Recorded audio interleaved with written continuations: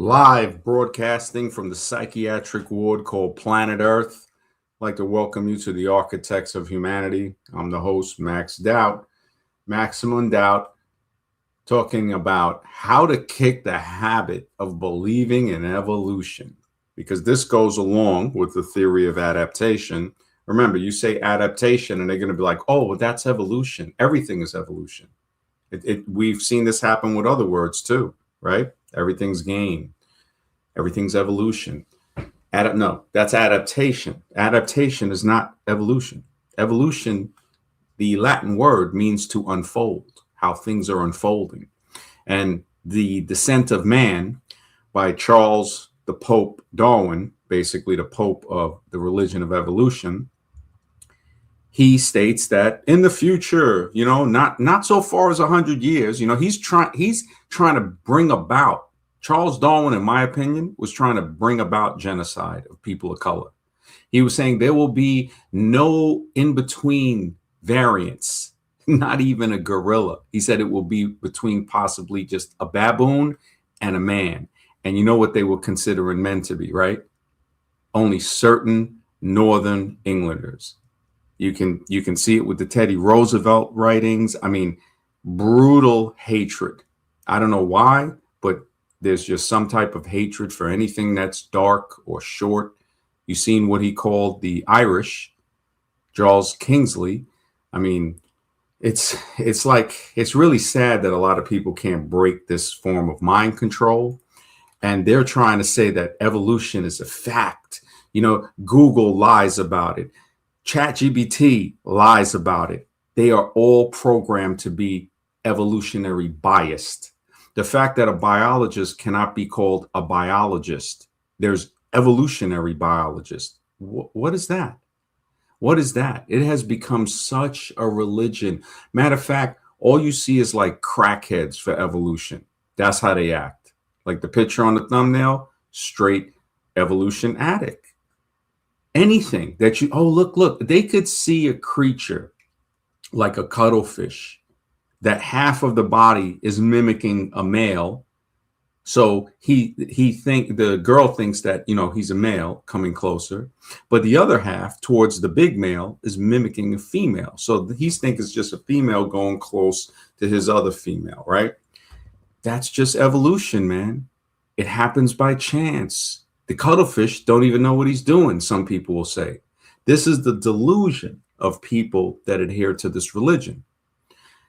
The scary thing about it is that it's considered to be science by the pseudo-scientific establishment. We've already seen this happen with medicine. The blatant lies that we've seen in the medical field, in my opinion, of course, they're starting to come to light. They're starting to come to light. Anybody can look up the studies. Remember, every medicine, every food, every drug that was passed by the Food and Drug Administration, the FDA, also had recalls.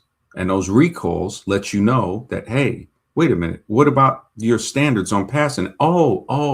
When something has been approved, I've heard that it means the deal has been done. Roxana Faye, good evening. Good to see you. Always a pleasure. Yeah, so, when I look at this, man, I can't even believe that people have not even thought about how does a cell form by chance? If you just do the math, now they had calculators before. They could have calculated it. As a matter of fact, you'd get a more of a definitive answer than if you asked the AI. But the AI does it kind of quick. And like I said, it goes into the 100 quintillions just to get certain combinations by chance with amino acids to form a protein. That's not mentioning a cell wall, a nucleus, lipids, and other stuff. It just, you think about it, common sense, but most people don't. Common sense is just evaporated in this day and age. This is why I say I'm broadcasting from the psychiatric hospital called Planet Earth, because the few of us that can still think for ourselves are wondering what is going on. Slowly, the pot is starting to boil, like the frog in the pot experiment. So when they say evolution is a fact, just remember it's adaptation. No, it's not a fact. That's not evolution. This is adaptation. All these words that they lie about, horizontal gene transfer, what, within the same bacteria? When I was on Gnosis stream, they were lying about that. And that's why I really don't feel comfortable going back over there, because it's like real, like deceit and lies. And again, what does it come from? Comes from males, because they're not men, immature, full-grown males that are put at the top of the scale of this fake religion called evolution. And they'll say, well, you know, it's a fact. You're really? So that exonerates all your crimes, right? And we know that we are basically living on a PDF file planet. This is without a doubt. And the majority of people that are guilty of this are the males that they say are at the top of the evolution chart. We see that. It's like, whoa, is that what evolution is? Is that what evolution is? And that's statistics in America. That's the 70%. When they try to talk that 13% stuff, 70% are the most evolved men. And most of them don't even get as much time as drug dealers. That's the most hilarious thing. Because, of course, the majority, it's as if when they bust drug dealers, I wonder, I said, is it only like brown people that they bust for that?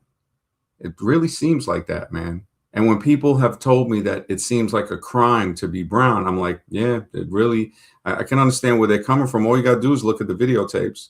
Now we do see some crazy behavior, but we also see some blatant injustices. And when those injustices roll over onto other people, then it becomes a problem. Then it becomes a problem. It never was a problem before. And you guys know, man, I've kept it fair on all sides. I let everybody speak. I'm like, look, I call it out like it is. I call it out like it is. There's BS on both sides, on all sides. But this evolution thing, it creates a scenario where somebody is more and somebody's less genetically. I mean, that is brutal. That is, oh, these people are closer to apes. And that's why it says that people look at, well, Africa, you know, why hasn't it advanced? Well, when somebody's going there and digging the life out of it and graping the people, look through 100 years, 200 years, where grape was legal. Grape was legal in England, too. I think people need to look that up. If a woman didn't get pregnant by grape, they didn't consider it proof. Go figure. Go figure. Right? And people can call, how do you even call that a civilization? That's a barbaric cluster gang of just grapists. I mean, look it up on what women had to go through with that. It was just Grape City over there. That's what it is. And over here, we see it over here. You look at what, I mean, it's embarrassing. And I've noticed it's all fueled by evolution, man. All few, and then when it's convenient for them, they'll bring God into the picture. Crime scene, heaven, God, they'll bring that character in. Crime scene, heaven, God is always there in case evolution is not going to work. Whatever one you want, they're waiting for you. But how to debunk it, right? Mark, good to see you, man. Always, brother. Yeah, man. You know, I notice a lot of people don't want to hear this, but good. I'm glad. Because the truth is always a minority. The truth is always a minority. They tried to come out with something called Cheddar Man. And, you know, some of these things, when I look at them, like I said, it's pseudo-scientific blackface. It's blatant blackface that they can get away with. They can say, oh, you know, it's science. It's not science, man. This is a way that they're still doing the Al Jolson to people of color. You remember all of that Al Jolson stuff? What kind of a civilization? How could you even call it that? People aren't keep, you know, they're not treating each other with civility. They're not. When you look at some of the ads, the older ads from America and the cartoons, you see that it's basically the mental equivalent, all the presidents of immature psychopathic children with weapons that have influenced other psychopathic children, that they're better than other people because they're more so-called evolved. And that justifies all of the slaughter because it's just evolution. If on something else, they say, well, religion, well, they're doing God's work. Really? What kind of God is that? Is that more like akin to a devil? That's not a good God. So God now gets jealous. He tells you don't worship no other gods before him. How the words of Nietzsche, and I'm not saying the guy's right about everything, but when he said that nobody converts, you got to be mentally sick enough to accept it.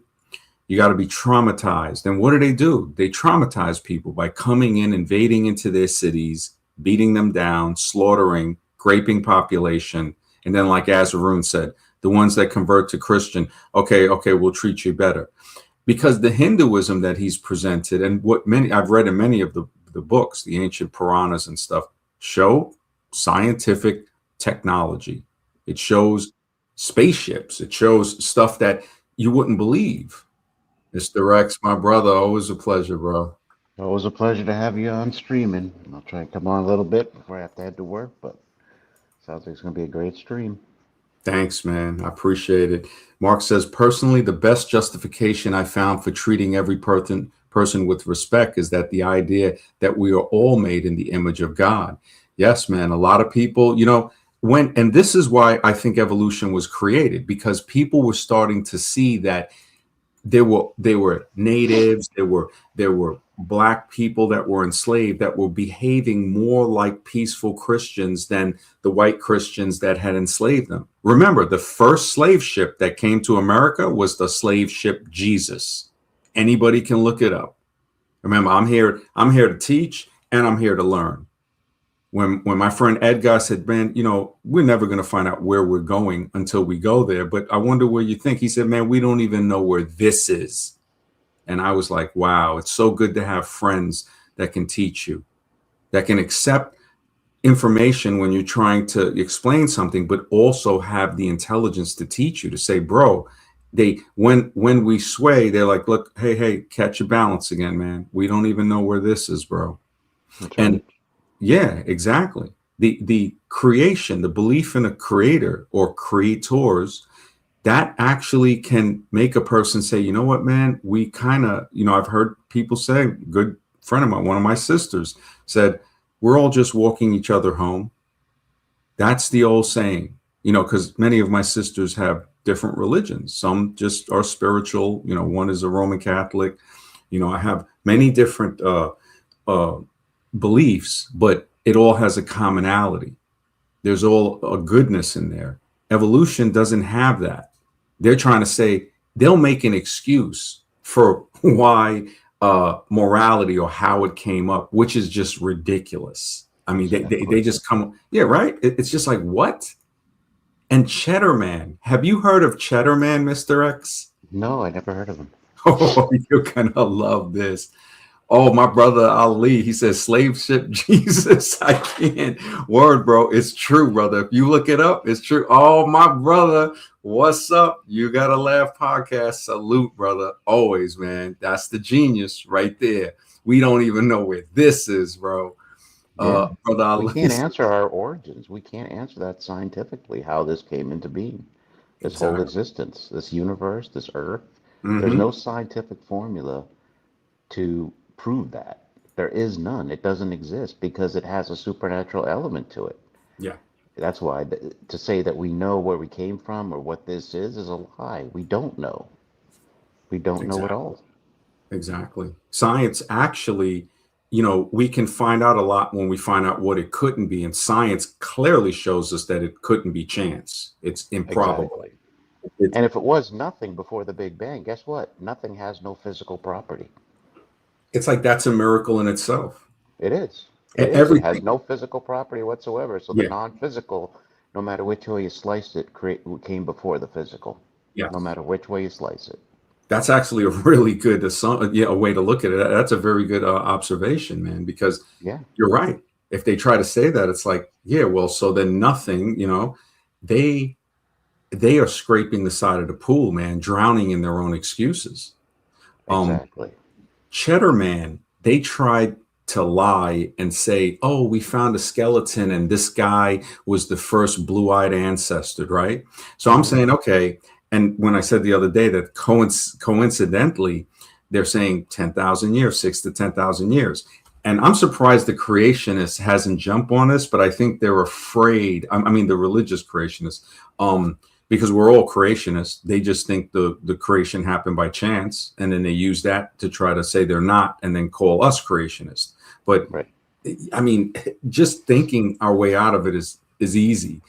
Um, I had a picture of it. Mark says outside or creator, yeah, creatorus, yeah. That's definitely Brother Ali putting the links together.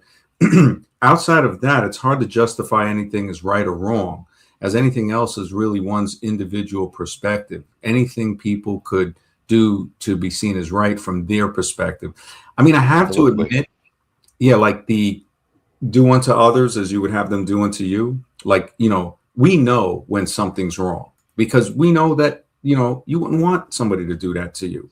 And it doesn't have to be in a religious book to know that, but it's good that I think it is in some religious books. I think it's in the Bible, or Hmm. hopefully it's in the other ones too. But you don't need that to know it, but it does help. Um, But in all fairness to the religious book of the Bible, it says it's been written in your heart, basically implying that you already know it, even mhm, before your belief in any religion or any God, that it's already written in your heart that you know what's right, you know what's right and wrong, and to treat others as you would like to be treated. And I think we see that in reality, because they say, well, I don't need a book to tell me what's right or wrong. It's like, well, time out here. You know what I mean? mhm, mhm, If we're just evolved to a higher order, there is no right and wrong. If Germany had won World War II, they would have had another system in place that would have dictated something right or wrong, completely different to what we believe is right or wrong. mhm. You Yeah. know, Mhm. non-Aryans could be wiped out in a heartbeat, and that'd be totally justified and right in their minds. So it's no, no, no. It's not mankind determining what's right or wrong. There has to be some type of metaphysical being that creates a standard of right or wrong. Mhm. You know. Yeah, yeah, definitely. It's a thing that evolutionists don't know how to deal with. They don't know how to address it. They'll go into, they love going into fairy tales. I mean, Love it. they just, yeah, they definitely. When you see this one, this is going to be good, Mr. Rex. This is Cheddar Man, right? Hmm. And like I said, it's just modern day blackface. On the left, they're like, oh yeah, that's the first being with blue eyes. Well, I wonder how his skin got dark because we know melanin goes over the eye. So the blue is the original eye for everyone on this planet. We all have blue eyes. So I wonder how his skin got brown. And I wonder what it was before it got brown. I wonder was, how his hair before the melanin got on it. Light little bit of melanin, you got blonde hair. No melanin, you get white hair. You get albino hair. So it's like we know melanin is gained, and then Hmm.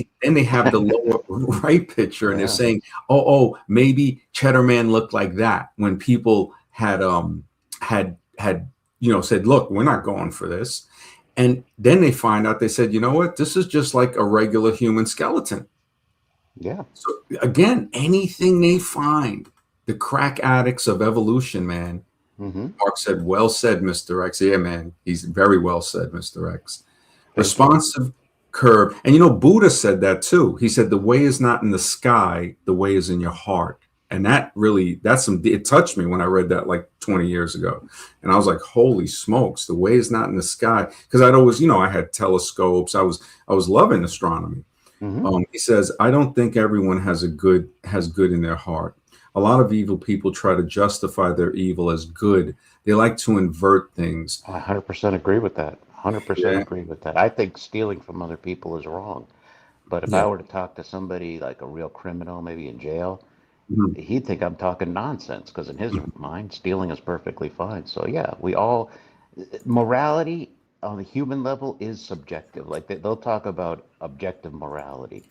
Now, I believe there's a creator with his own sense of morality, but I think we as humans, we have subjective morality, and some will be in agreement with the creator, and some will not be, and that's just a fact. You know, Hmm. because I don't doubt like a Ted Bundy or the Night Stalker. I don't think they ever Oh thought man, 1 minute they ever did anything wrong.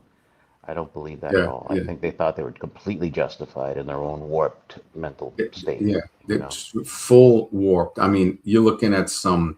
I mean, somebody might try to say possession, but it's still like. I mean, that's some evil stuff, man. it is. That's like, yeah. I just Brother Ali says I'm using that the next time. The crack addicts of evolution. Nice. Yes, brother. My bro, you gotta laugh podcast. Definitely, guys, check this out. You gotta laugh podcast. He says we spend a lot of time arguing about how life changed over time, but the stranger question might be why the universe allowed life to appear at all. That is a deep question. I mean, when Mr. X and I was talking about spirituality, but for people that might not have, we'll make it an easier word like consciousness. Hmm. So the consciousness that is not material, and this is addressing what he said. He said about how did the universe, why did it allow life? I don't think the universe had there wasn't like it allowing it. It seems to be that there were consciousness or conscious beings that didn't have physical form that created what maybe people could call the third dimension or this physical universe so consciousness could inhabit it. It's Yes. it's kind of like water existed, right? Hmm. Before a vessel to hold the water existed, right? So for somebody to make a vessel to hold that water, they don't make the vessel and then create the water.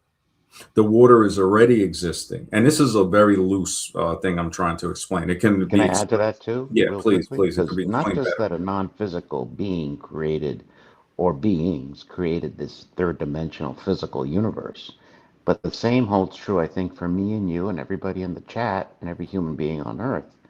We were non-physical when we were created. We already existed before we came into this third dimension.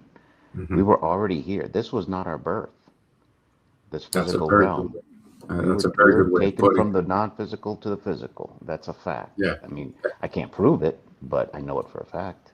That actually goes more in line with science. Like if we were to speculate, that Hmm. would be much more in line than what they're trying to say. Oh, the physical, and then the brain created these chemicals. It's just, I mean, the stories that they create are just Yeah. ridiculous. But And it's amazing definitely, that they know what a simple cell was doing millions of years ago. Give me a yeah, break. yeah, Give me a exactly. break on that one.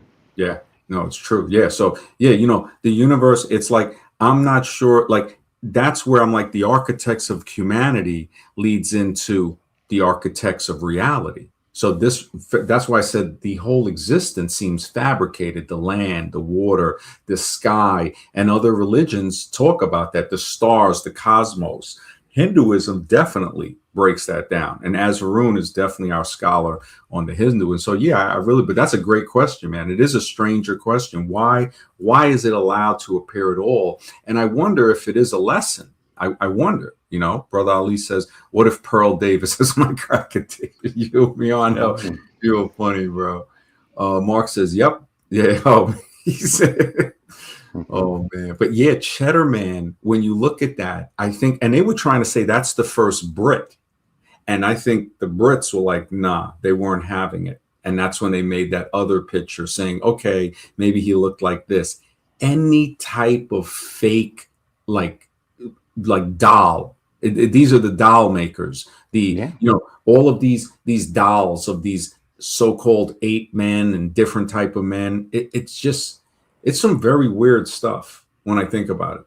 They're It's just like, bones. That's all they are. They're just yeah, bones. I don't know if these guys are like necrophiliacs or what, because they Yeah. just love playing with these bones, man, and like making uh dolls out of these bones. Because Hmm. that's basically what it is. It's like, wow, so you're making a doll out of a bone for what? Just like the cartoons that they made to make people feel lesser by making them. I mean, anybody who looks at the film Birth of a Nation, Oh that's one of yeah. the biggest embarrassments when you had guys in blackface. And again, they're grabbing the white women in that. So you got white guys dressed up as blackface and they're grabbing the white women and the other guys are coming to save the woman. And funny enough, in real life, the chick don't want to be saved. She's like trying to get away from them. But they had to make that for their propaganda. And I think they were saying that membership into the Klan like rose dramatically. At its height, there were like 4 million known members. So probably another 4 million members that are in disguise, because they used to call it, or they probably still do, they call it the Invisible Empire. The Knights of the Ku Klux Klan. And again, the Knights. You got to study it because you But must be. Yeah, go ahead. I wonder if there's some similarities to this because obviously this Ku Klux Klan has its origins in something else, not necessarily a bunch of, hillbillies up in the woods coming up with this crap. Um, I see a lot of similarities to that of the Knights Templar. I know how it originally was started, were like I believe Civil War veterans after the army, after the war had finished, that's when they adopted the Klan. It was Mhm. based on ex-soldiers from the Civil War. But I think its origins probably date back to something that's very similar to the Knights Templar. And the burning of the cross is a little bit suspicious. There's nothing very Christian about that. That's even more of a satanic Yeah. um, It seems like a situation. desecration of the cross. Yeah, exactly. Yeah. So It's like, yeah. Why I would you think its burn origins come from somewhere else. Even the cross that they have that it? originated from that Yeah. was in Europe, I believe, at the time. I know the Oh, Knights wow. Templar had the Iron Cross. You can look them up, but I got to look that up. Yeah. Wow. Yeah. yeah. So I don't even know if these people who joined the Klan even know of its origins. Obviously, it's coming from somewhere else. The whole Oh, yeah. structure of it. Oh, yeah. Yeah. Yeah. But Yeah, there's no clearly. question this country has an ugly history. And Yeah. even at my age, in 50 something, I'm learning about it, because I'm an Oh, yeah. 80s child, you know what I'm saying? I didn't Uh-huh. grow up during Yeah. this Same time. here. Yeah. Yeah. Definitely. It's It's an like, ugly history, a very ugly yeah. history. And and we're not saying that, it's always to learn it is, we learn it and we say, okay, we can learn from that and not repeat it. To say if we do, it's as if they don't want us to learn it so we can repeat it. So people will fall into the ranks of the Klan and the skinheads and the black supremacists and stuff like that. Because when I see that, I'm like, they're doing the same thing the other side is doing. It's like, that's not good. It's like, in the book, I guess, that they all adhere to, I thought it said something like "love thy neighbor," unless what? Unless the guy looks different than you, and then they're throwing crosses on the lawn. It really But makes here's the you. thing, why they're gonna lose. And they're gonna lose every time is because reality, I'm not gonna call it a God, but reality says to judge people as individuals. Not Mhm. me. I'm not saying that. I'm saying that's reality talking. Yes, So when yes, you join these pro whatever groups, you're fighting your battle is against reality, and reality always comes to collect. yeah. Always comes to collect. I mean, I've talked to people from other races, Mhm. and I've heard stories of getting jumped, beaten up, guns pulled on them. You know what I'm saying? Mhm. Non-white. But they told me these stories. So guess what? And I've had my own experiences, bad experiences with people who look like me. It doesn't work. It does not work. Mhm. The only way it works, the only thing that works is judging people as individuals. That's all that works. Mhm. That's tried and true. It'll never fail you. You know. Yeah. So No, you're right. You're right about that. Individuality, and they're trying to. It's basically the death of the individual. We see hmm that in modern society. It's just it's like anybody who wants to be an individual is ostracized, is shamed. We already see how the evolutionists will try to shame people into thinking that they're not being scientific when they actually are. yes. um, and again, how to break the addiction, how to break believing in that, you know He said he doesn't. Yeah, as long as he's not reincarnated as a dating coach, you got, minority has it. Yes, exactly, man. And you know what? I spoke with Scribe. I talked to some people about this, and I said, bro, I'm telling you, it does have its perks, bro. It really does. If you're a Tyrone Yeah, minority. if you can, If you're not, you got some, yeah. then you ain't getting Or, nothing. you got some height, you got some, I know a Yeah, Latin girl and an Indian girl, and they majority date black and white guys. And I asked yeah, them but they why, and they said rate because, Chad black and white and Tyrone yeah, black and well, white. Not, if they you can't get know. the Chad, they'll take a Brad. If Yeah, it's a Brad, if okay. he's tall, so, Yeah, and they're like, it's because of the height, because they find that, in black and white populations, you will find taller guys than in some others. right. You'll find them, but they'll be more rare than in the thing. But if you're But short and fat, and no yeah, matter if you're white, black, Asian, Arab, whatever, you're not getting yeah. nothing. Hmm.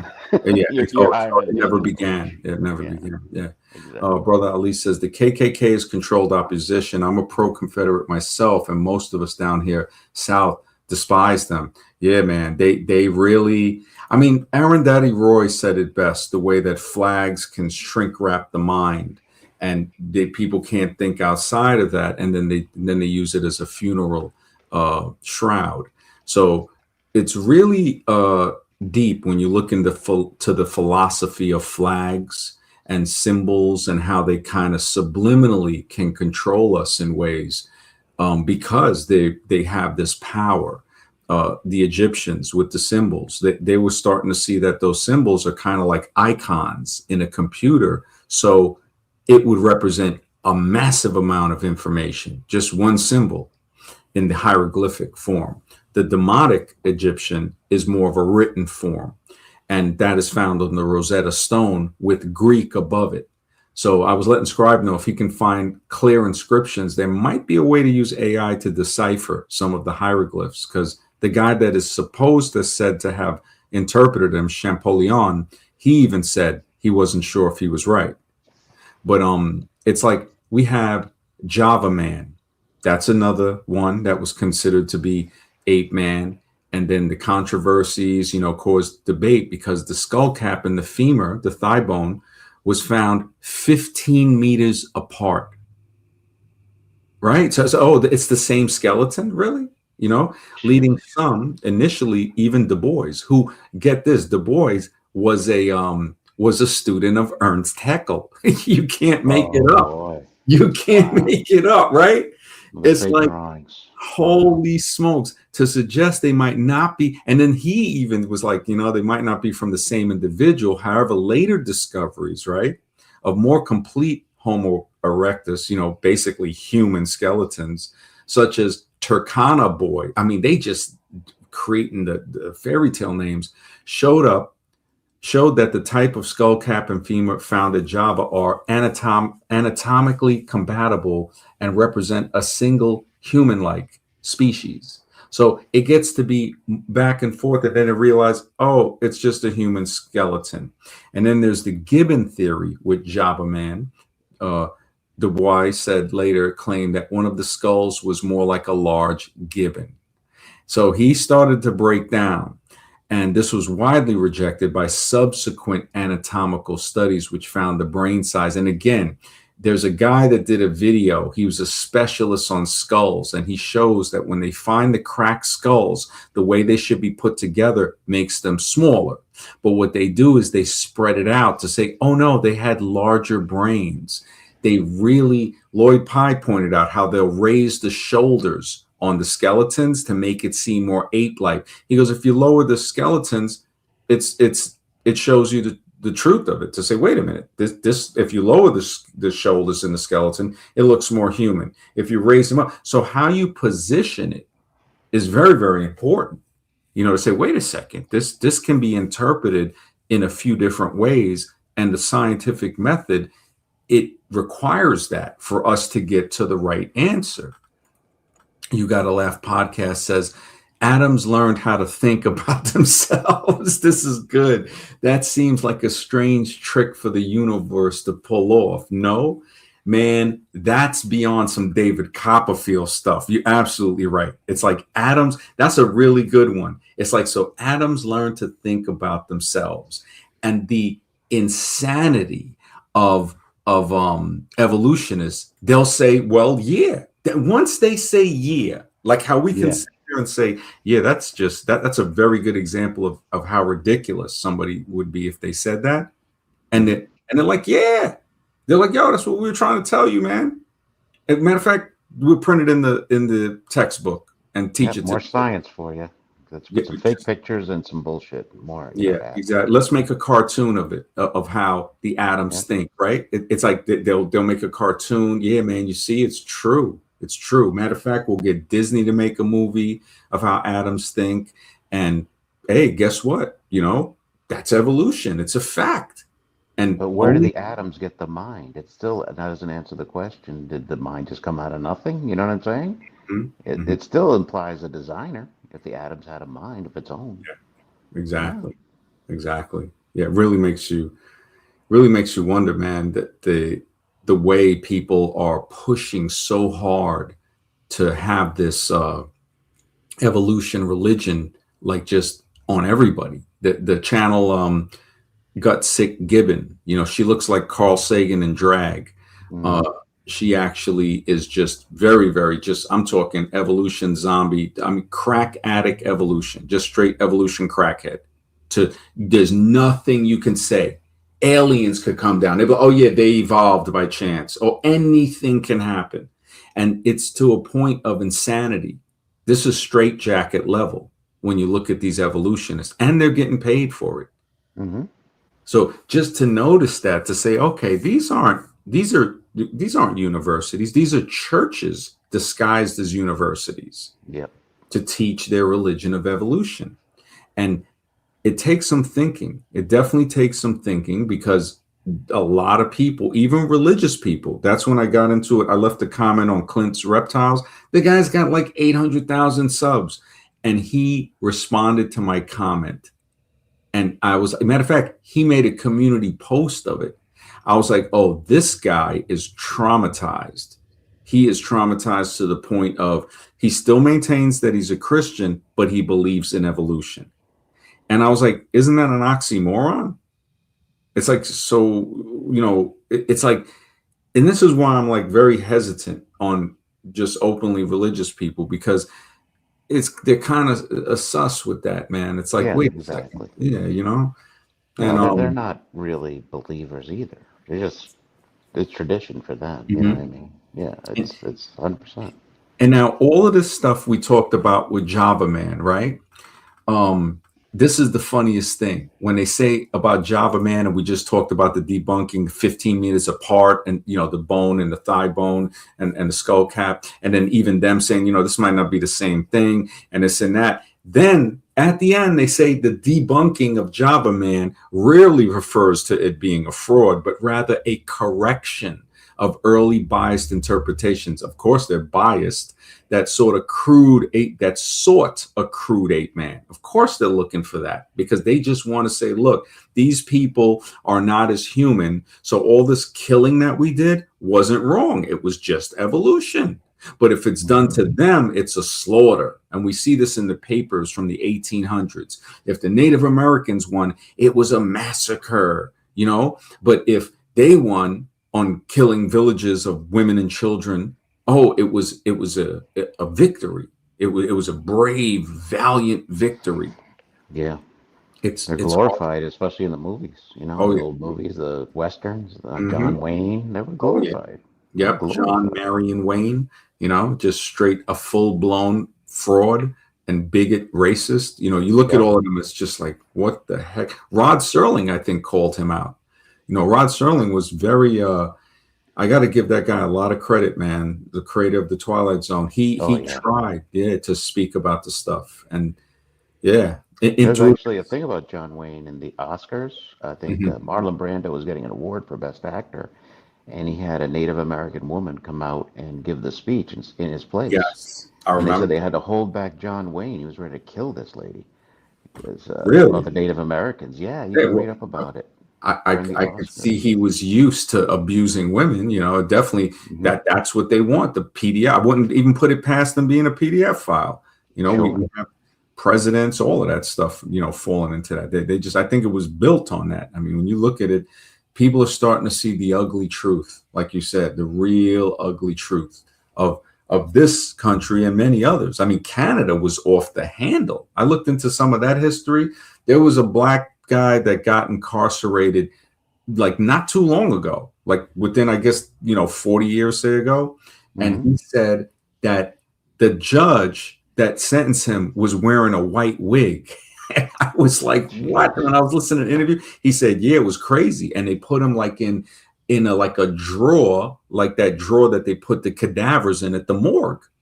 And he goes, yeah, man. He goes, they slid him in that thing. He had to stay in there. Like, it's like it was brutal. And Mm-hmm. anybody can look on YouTube and see the Canadian prisons, because they have French speaking and then English speaking.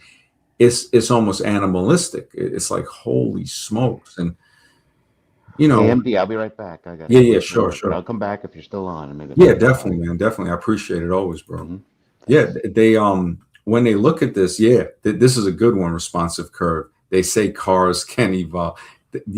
That is crazy to say cars evolve. And this again lets us see, yeah, definitely Public Enemy did this him when he was like Elvis, I remember that part. My brother Tony Snow. Definitely, man.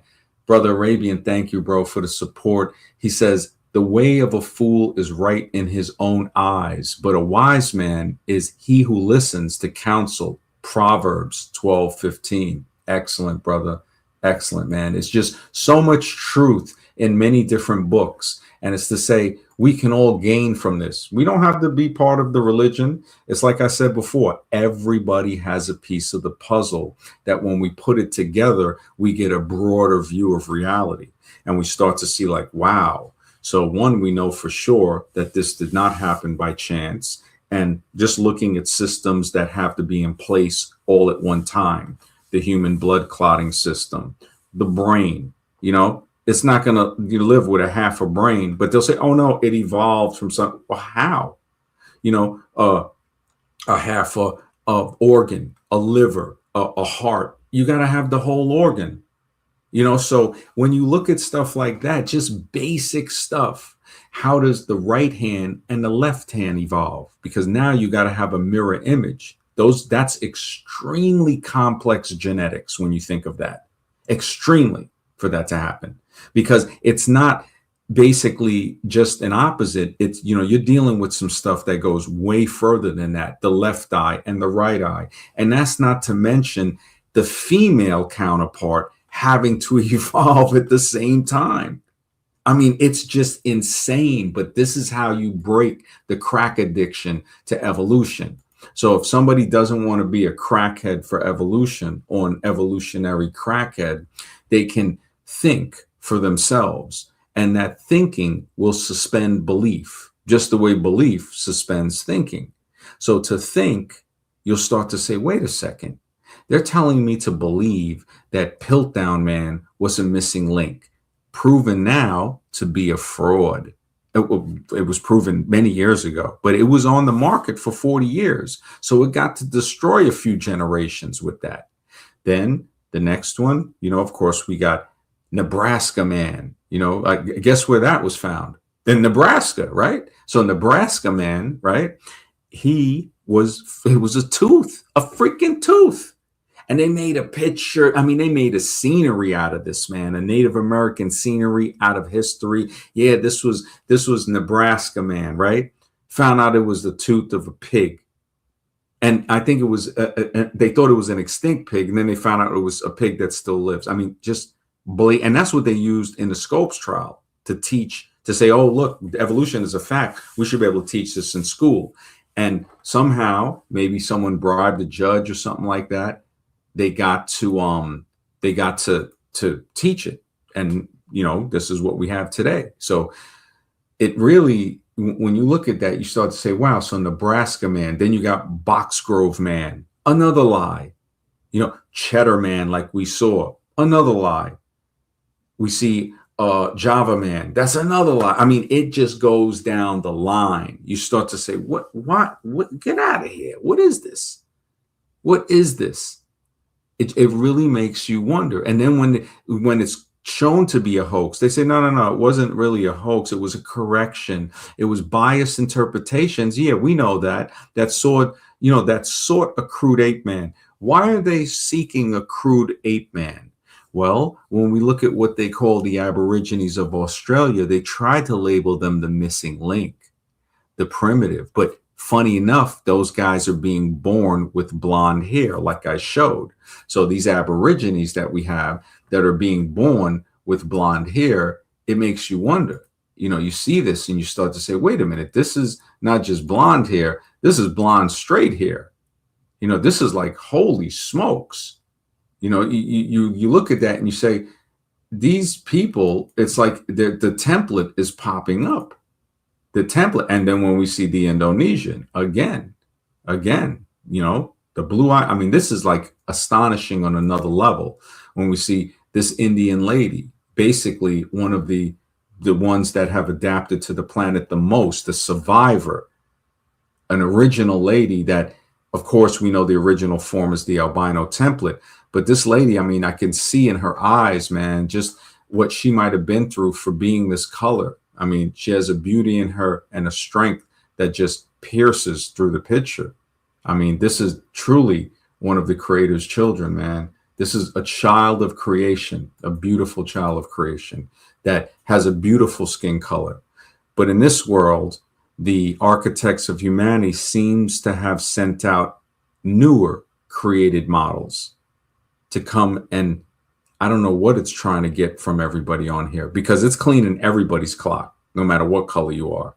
I mean, they're rolling over you. What they did to the Irish and the Scottish, I mean, we saw it with Braveheart, and that's, documented based on real stories. But if you look at Ireland, oh my goodness. I mean, it's just brutal subjugation. And why? Why couldn't you let those people just live in peace? Because they were living with the land, they were growing food, they weren't engaging in pollution like the modern world. The pollution is just, I mean, that's an enemy to all of us. As Varun, good to see you, man. Always a pleasure, bro. Always a pleasure. We got the link pinned. If anybody wants to hop on, it's always a pleasure, man. And yeah, the creation is claimed when, Java Man. If I look in, let me type in Boxgrove, because that's one of the lesser known ones, Boxgrove Man. And they try to always that, AI is evolutionary biased, right? It is clearly evolutionary biased.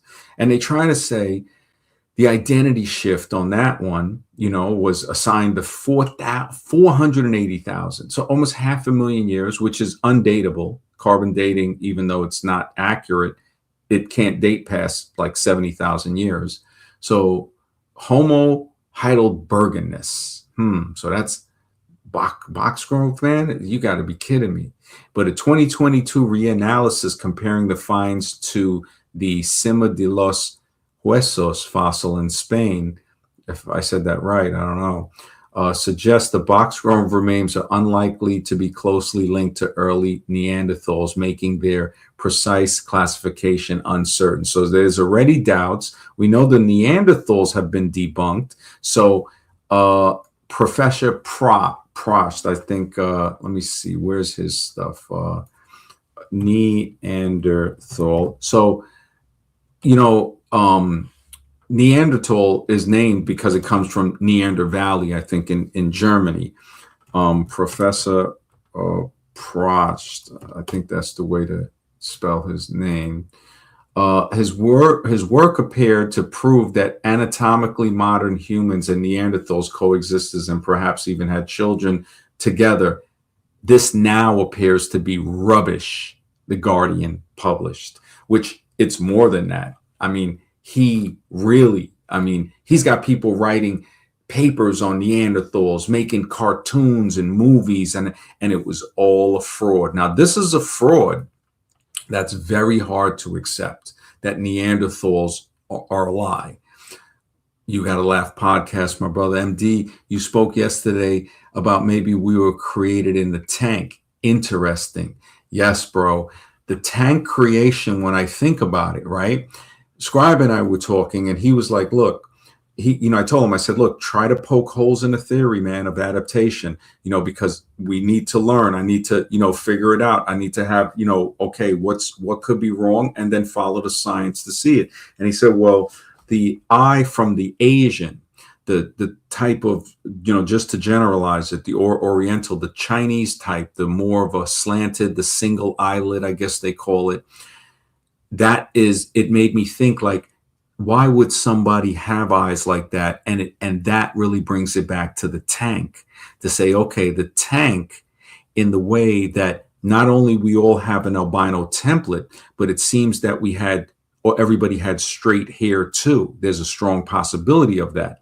And then I said, okay, now the eyes, they say that the Orientals are, according statistically, the least endowed in sexual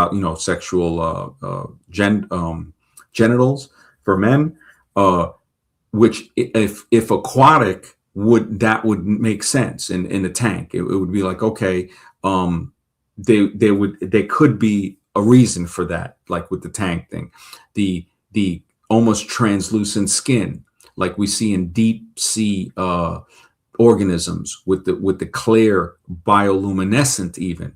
What if that could have been an original form in a tank, to where we were almost clear, like certain clear sea creatures, and then a shock or something of radiation creates the albino skin coating, which is actually, skin is like, it's solar protection, of course. And then the next step would be to have that tiny bit of melanin that causes the blue reflection on the eye, the blonde in the hair, and then different grades of blonde. So yeah, the tank hypothesis, man, I'm really gonna, get into that and be like, yeah, man, it points toward it. Everything, if people swim that have straight hair, the hair goes in line with the water as you're swimming, the current. And there is proof that I'm putting in the book of experiments and chemotherapy, radiation therapy of straight blonde hair turning dark, wavy, and even curly. So now you have proof of straight hair being curled by direct radiation. Now, if somebody was stranded on the surface of the planet, the hair, if the skin is getting tanned so much and the eyes are getting tanned so much, the hair would gain melanin, as we do see, and even start to curl. And this could be the explanation for the creation of the afro type hair, which would benefit in hot areas because the hair is raised from the head, allowing air to cool it. Now, this is based on full science. When we look at this, is technical science of the model of the human being, the aerodynamics of a human being, which is amazing. And they don't look at it that way because, again, they want us to fall in line for the caste system, the invisible evolutionary crackhead caste system. That's what they want people to do. But I'm not going to allow that to happen. I'm going to continue doing research. As Varun, brother, man, thank you for the support, bro. It's much appreciated, man. Thank you, bro. And if you want to hop on, you know what's up, man. You're always welcome. As Varun is our scholar, bro. He is the Hindu Sanskrit scholar, where it's like, I'm so happy to have all you guys like participating in this, because I couldn't do it by myself. This is an immense undertaking. 12 years ago, when I saw that commercial on the news and they interviewed Greg Homer, which the video is still on YouTube, Greg Homer, Blue Eyes, I was just like, I thought about it and it didn't hit me. And then I said, wait a minute, if the blue eye, I started to think about it and I said, oh, so wait. And I started doing research. And then when I went to give that lecture and I saw how they were kind of skeptical, man, they were definitely being like, well, why don't you just do the one on the human, alien type thing? And I was like, all right, it's cool. And the place that I was doing it in was Levittown. And we know about Levittowns, across America. The Levittowns were built for certain people. But they've changed. I mean, and that's a beautiful thing. The fact that Levittowns have changed and have gotten so to where different people can be there now. But that's good. Reddit has something that says evolution has a history of making up evidence to cover up stuff. Wow. The entire thing is a hoax. Now, this is on Reddit. I don't like going on Reddit, but I don't really go on Reddit. It's a remarkable fact. It says evolution has a history of making up evidence to cover up the lack of evidence. This is beautiful. Wow. It is a remarkable fact that you cannot observe our evolution occur. Hence, it lacks the testability, falsifiability, and observation aspect of the scientific method. Wow, somebody's actually thinking. However, this did not stop evolutionists from simply making up the evidence for the theory. And again, wow, he broke it down. Piltdown Man, Nebraska Man, Peking Man. I forgot about that one. That was another fraud that they talked about in China. Neanderthals. Whoa, this guy's on point. Archaeopteryx, because they definitely had some fraudulent skeletons of that. And this is the, they try to say this is the reptile bird transition. Found out it was a bird, because birds, even today, you'll find birds with teeth, with ribbed teeth and stuff like that on the beak and the bill of ducks and stuff like that. So that's not something that's like, oh my goodness, that's archaic. It's turning from a reptile to a bird. No, birds have, they have light skeletons. They have a whole different skeletal structure, a density that's different from reptiles. These are things that people don't think about. So it's very important to note that, it's, it really is. This is how you can heal yourself from the crackhead addiction of evolution, is to think and say, yeah, you know what, that does require, like, it's like, how do you turn a scale into a feather? That makes no sense. A scale is like armor, and different types of armor, and we see different types of scales. A snake has different types of scales, which it seems that some of them you can pry under. And then you got some coatings like a Komodo dragon that doesn't seem to have a weak point to coat under. It's like just a coating of like armor. A turtle has something totally different too, sort of like that armor that the Komodo dragon have, different than the snake scales, or maybe another reptile where you can pry under the scale to kind of get in. If something was going to break the scale. So the Komodo has a much rougher, type of thing. Look at the badger. Oh my goodness, the honey badger skin. That is like 9 times thicker than normal animal skin or something. I mean, it's amazing. It is truly, truly amazing. I mean, this is what debunking or freeing your mind from the addiction of evolution, how to free yourself from it, how to kick the habit of believing in evolution, like the title of the stream.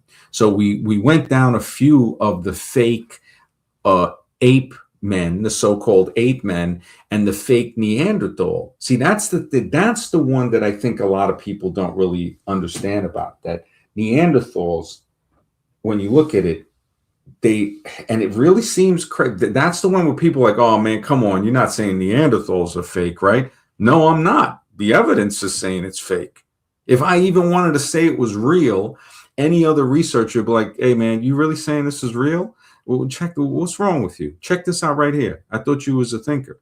And it's like, yeah, I'd have to say, all right, I have to yield and say, look, man, yeah, there is no evidence for that. And the worst thing is that Professor Prost lied. I mean, he was lying for years. You had people making up. I mean, they were making like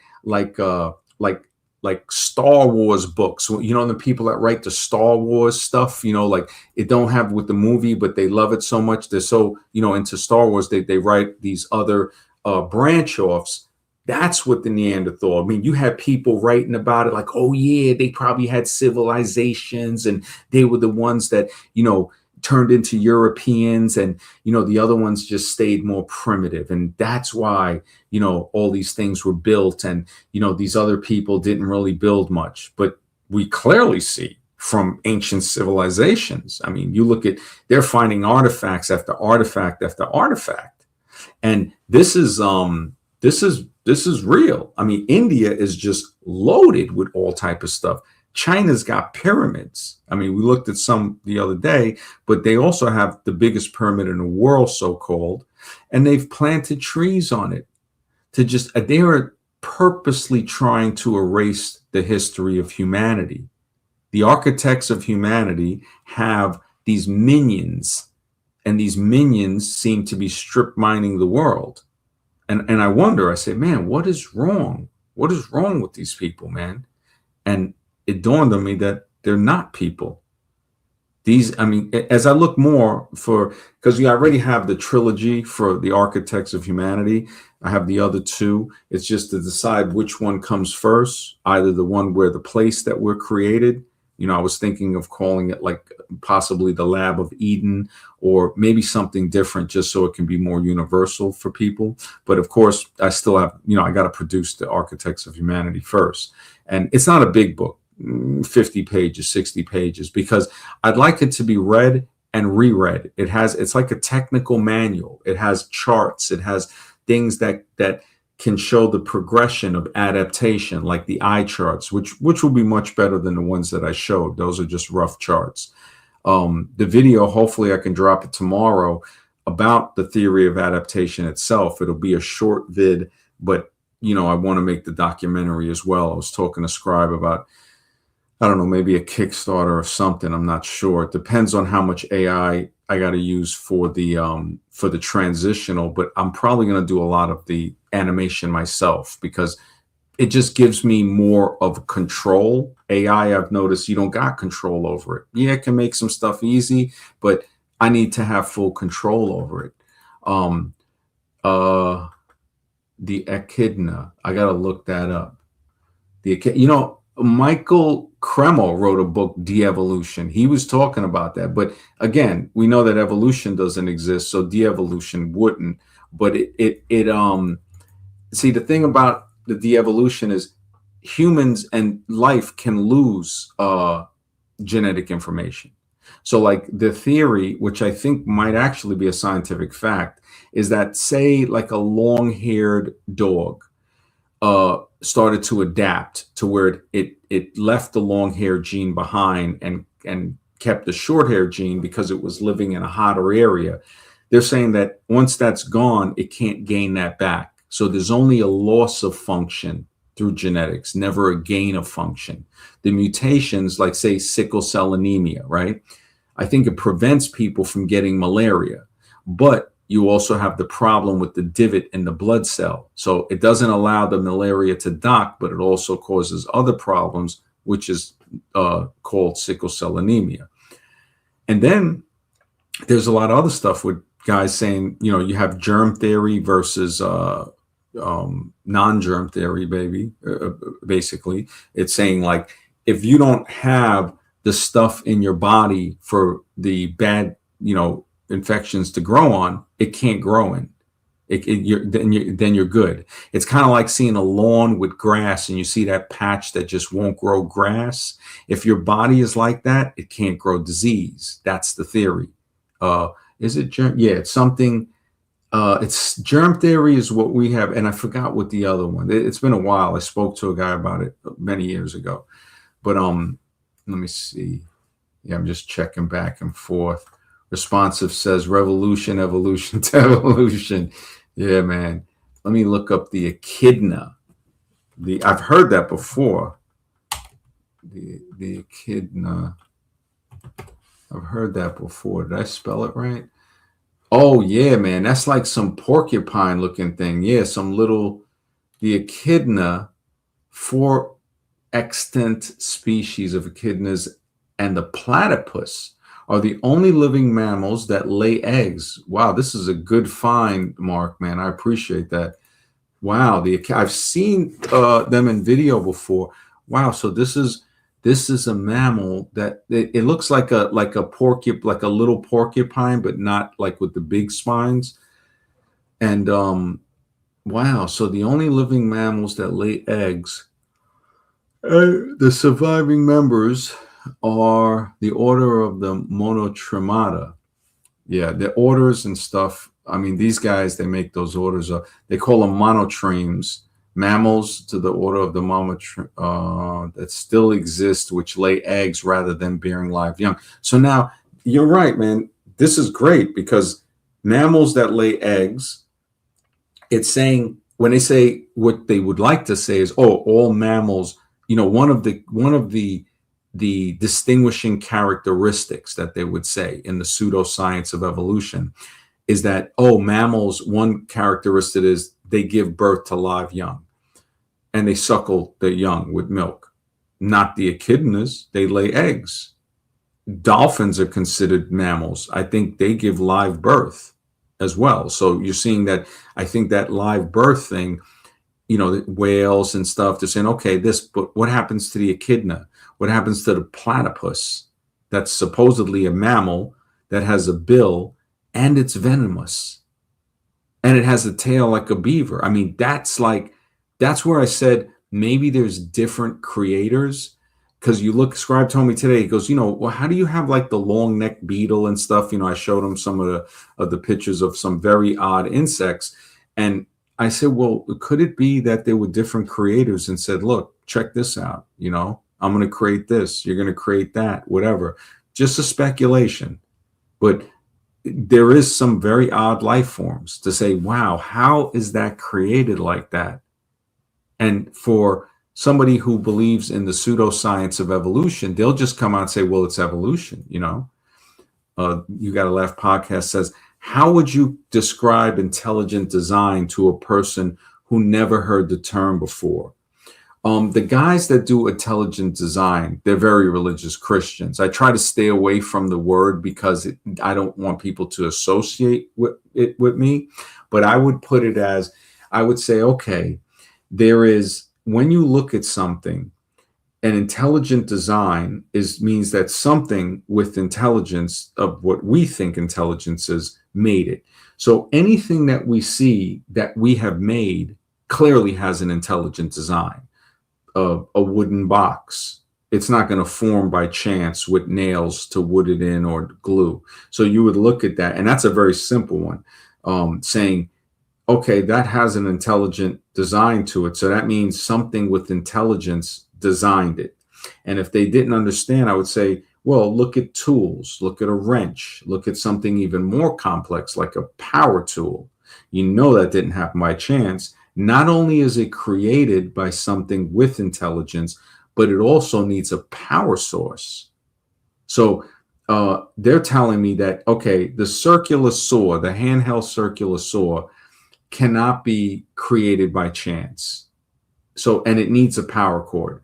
But they're telling me that something like a life form can be created that powers itself through collecting molecules of certain elements to fuel itself, whether it be another organism or something. So that can happen. And when you look at that, just like the circular saw, you say, oh yeah, it's something, a man created that and it can be plugged in and then it works, right? Then when they look at something that's living, so like a fish or an amphibian or basically single cell organisms in a drop of pond water, you look at that and you say, oh yeah, this is not happening by chance. Something intelligent had to create that. This has a design that is not by chance. So I probably put a few things just to see where they're at, because somebody that doesn't want to understand it will never understand it. And that's where evolutionists are.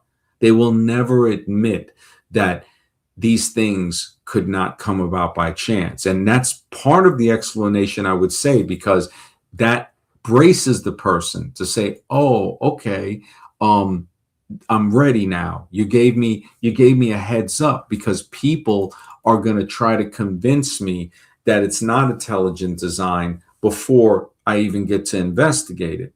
And one of the most prominent people that pushes this BS is Richard Dawkins.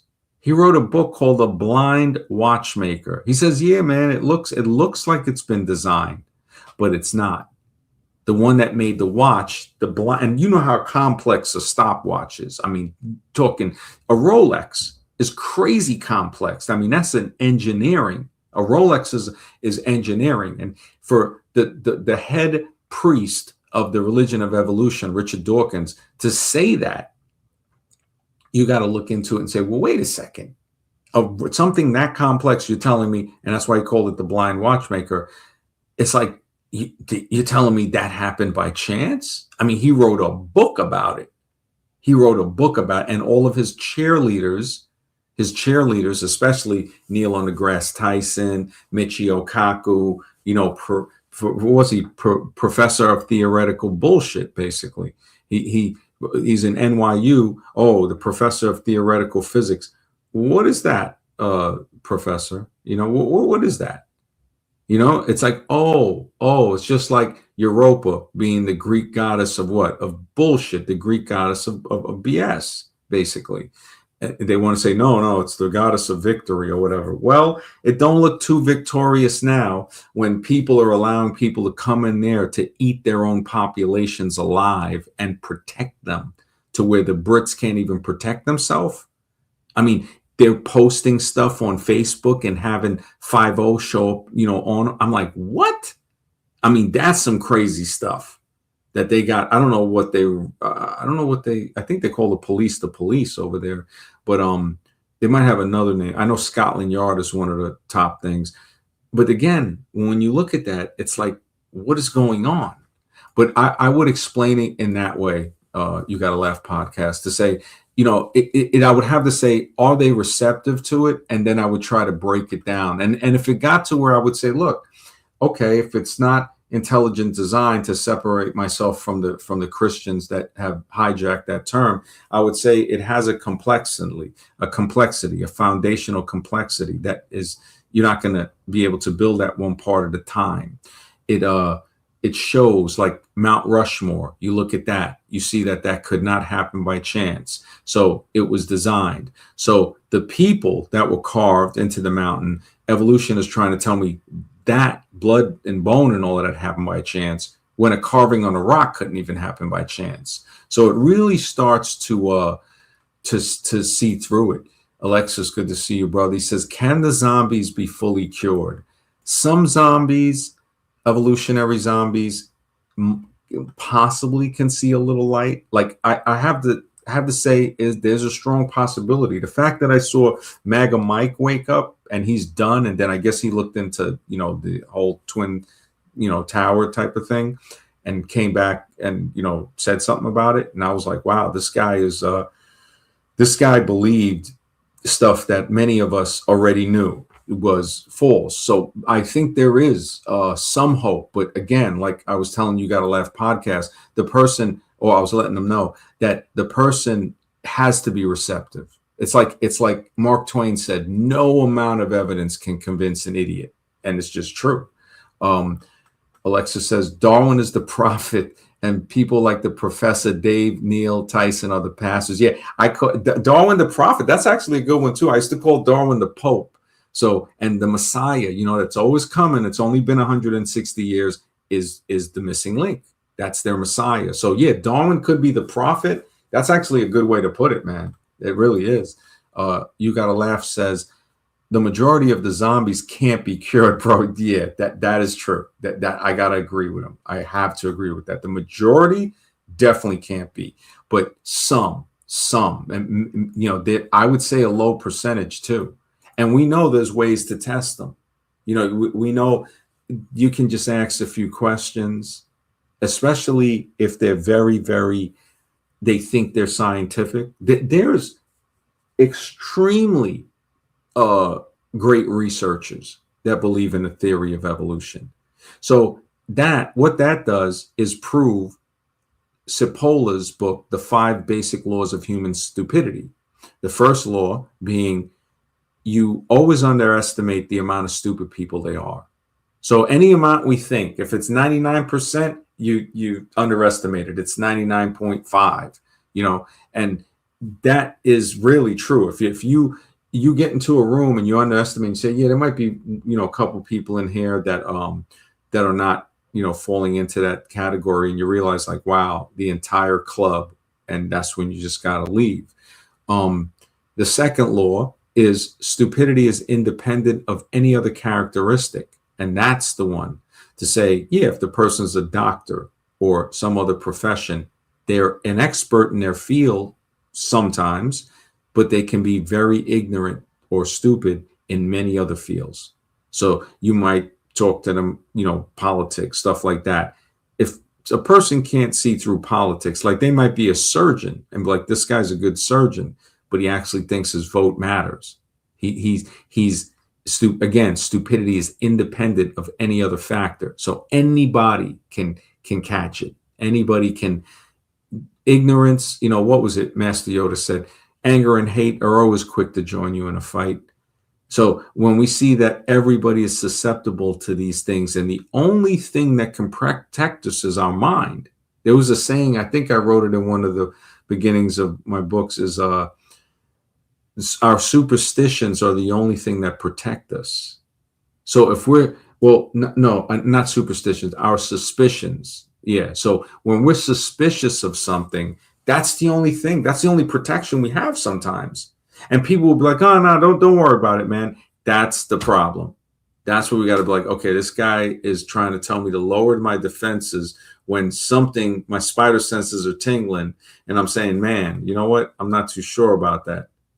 So certainty, being certain about certain things that you can't really be certain about, that's a big downfall right there. That's a very, very dangerous position to have, to be certain. Like I had read on my thing, I said, look, certainty, ignorance has no prejudice, but ignorance alone has never stopped forward progress. It's ignorance combined with certainty. So when these guys think they're certain, they're certain, man. Evolution, Carl Sagan used to say it, evolution is a fact. I mean, he sounded like Kermit the Frog. If anybody remembers him, he was the lead astronomer for many years. And he would say, evolution is a fact. We come here from the universe and we are stardust and all of this stuff. And, I think maybe they had him talk like that to try to kind of brainwash the kids. And they were like, oh, he's kind of has like a funny thing. But when you look at the gut sick Gibbon girl, her channel, she looks like Carl Sagan in drag, man, straight drag Sagan. And I remember I said that this Christian lady was having a podcast, and she was, I said it in the chat, like, yeah, and she banned me. And when I looked at that, I said, yeah, because she had told me once when I was on a show, like, you're the only person I've known that is not religious that is debunking evolution. And I could see that this lady was already traumatized. I don't know what happened to her. And, it's just like I said, I've encountered, she gave me that vibe. There's no hate like Christian love. And that's not saying that there ain't good Christians out there, because it applies to all religions, really. But the one over here, remember, Native Americans couldn't pray without being persecuted till 1978. Christians trying to say it's witchcraft and all of that. When, if you trace witchcraft back, it actually goes back to England.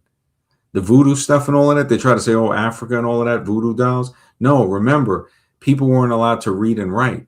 The voodoo dolls, a person explained it beautifully with the pins and all of that, and about like a type of therapy, like an acupuncture thing. Now, it does need to be looked into. But again, the people that are telling us it's bad is the same people that told us Christopher Columbus discovered America. The same people that didn't tell you that the first slave ship was the slave ship Jesus. Again, nothing against people in some of the religions. It's just saying, I'm just stating the obvious fact, and maybe we can look into it a little deeper. And I think it was John Hawkins that captained that ship. And when he was bringing so-called slaves or kidnapped people that they kidnapped, because they weren't slaves, they were victims, he encountered a storm, and that storm threatened to sink the ship. And he said in the midst of that song, he heard the people below the decks humming, and the hum was Amazing Grace. He remembered the hum, and he wrote the letters Amazing Grace to that, because he said, look, if I get through this storm, I'm turning the ship around and going back and unloading everybody. And I think that's what he did. But again, the song that people sing is kind of like, when you think about that, the history of the song Amazing Grace, yeah, it has a little edge to it there. But at least the guy brought him back, I guess, according to history, because who really knows what's true or not. But it's a really good thing. Alexis says, can people like Professor Dave be cured of this evolution disease? The fake Dave, I don't think can be cured. It's like my brother over here, You Gotta Laugh podcast says the majority of zombies can't be cured. And Dave is like one of those big zombies. So fake Dave, he's the big zombie that, like, kind of like in that thing The Last of Us, where you had like a whole bunch of the different stages. You had like the lower level ones, then you had the stage like 3 zombie, which was like some big, like mushroom monster that would just spit spores out. That's what Dave is. Dave is like a big pile of crap that any wind blows it all over the place, and he's just constantly spewing that stuff. This is an explanation. This is not me trying to say anything. Like, I'm not insulting him. I'm describing him. I mean, when you look at the way he has in his debates, these guys are frightened that people will expose them, really. So Dave and his friend Aaron Ra, that guy, yeah, they can't be cured, man. These are minions of the state. I think he even pushes the magic potion jab, and he pushes anything the state says, anything the state. So the government can't be wrong, according to the zombie Dave. It definitely, yeah. But good question, man. Kasparov, good to see you, brother. He says the same elite to be exterminated that exterminated the bisons from the Native Americans and began consuming it themselves. Yes, exactly. Yeah, the same. It's really sad. The fact that they killed off the bison to eliminate the food source of the natives so they would be weakened and they could conquer them that way is some really grimy stuff. I mean, that shows that they'll eliminate the food source to control you, or they'll poison the food source. And we already saw with the blankets, right? With smallpox that they gave out during the Trail of Tears, I think it was. I mean, that's some horrible history, that they'll poison the clothing with diseases. And what do we see now? Acrylic is straight. I wouldn't wear it. In my opinion, if you look up acrylic, people say it's straight polyester. It's artificial clothes. It's plastic clothes, leaching microplastics. But also there's a book that was written about the frequencies of clothing, and that these frequencies can either lower your vibe or heighten it. Cotton is about equal, 100 it comes up to. Linen and wool are very high. I think cashmere is a type of wool too. So stuff like that. I'm just getting a little tired. It's 11:22. Yeah, I've been up every day, bro. I'm always looking, doing work, stuff like that. Odd jobs. That's been hard to find steady, but got to do it. And got to eat, So yeah, when I look at some of these things on the evolution zombies, I don't think they can be cured at all. Like, especially Dave. Dave is actually dangerous. Dave is dangerous, man, because he is saying that it's a fact. He's even going as far as to try to push the abiogenesis, which has been debunked. And I think that's what his debates with Professor James Tour is. And the problem is James Tour, he's very religious. He's from a group, I think, Jews for Jesus or something like that. And instead of staying on the science, which he does stay on it sometimes, he brings up the religion, where it's like, come on, man, stick to the science. The same thing with Hovind and these other guys. They'll present some very good science, some straight debunking type level science, but then they'll say something totally unscientific of that's why it proves their religion is it's like, come on, man, you just disproved the evolution thing. And if you use that same science and apply it to your religious beliefs, it will do the same. Of course, that's your belief, so it doesn't have to be scientifically proven. So if you say that science proves it, then all of the people that were listening to you are going to go right back over to evolution. And that's why part of me says, I think they're working on the same side. I don't trust. These are the same people that told me Christopher Columbus discovered America. The same people that spit lies throughout my whole childhood. The same people that it was basically torturous. When I think of school, man, I would have been so much better off without it. I'm glad I didn't go to a lot of, school. At high school, I might have went maybe 40%, 30% of the time, if that. I mean, I stayed in lunch period for 4 periods just to kind of kill time to where I could go out to school and it wouldn't seem obvious that, I'm walking home or going somewhere else. Or, I was working at 15. So that as well. Supermarket at 14. But when I think about growing up with that, man, it's brutal. It was brutal, man.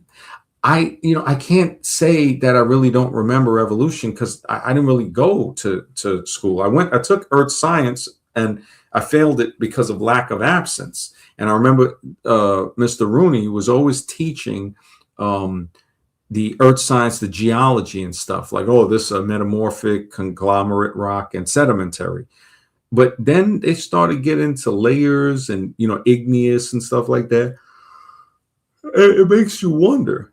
It goes into the evolutionary fairy tale is right there sitting, waiting to be spoken on. To say, oh yeah, well, we think that, not even think.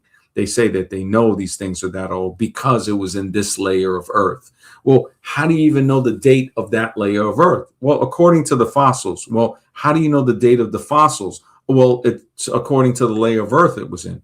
It's such a circular reasoning argument that it seems almost unbelievable until you look at it and you say, holy smokes, that's what they actually believe in. This is what they're teaching people. This is what they've been teaching kids for 100 years. That, that fossil that was found. All right, I don't know what that layer is. Show me the fossils that were found in. Okay, these fossils are supposedly 300 million years. Well, why are they 300 million years? Because they were found in that layer of earth.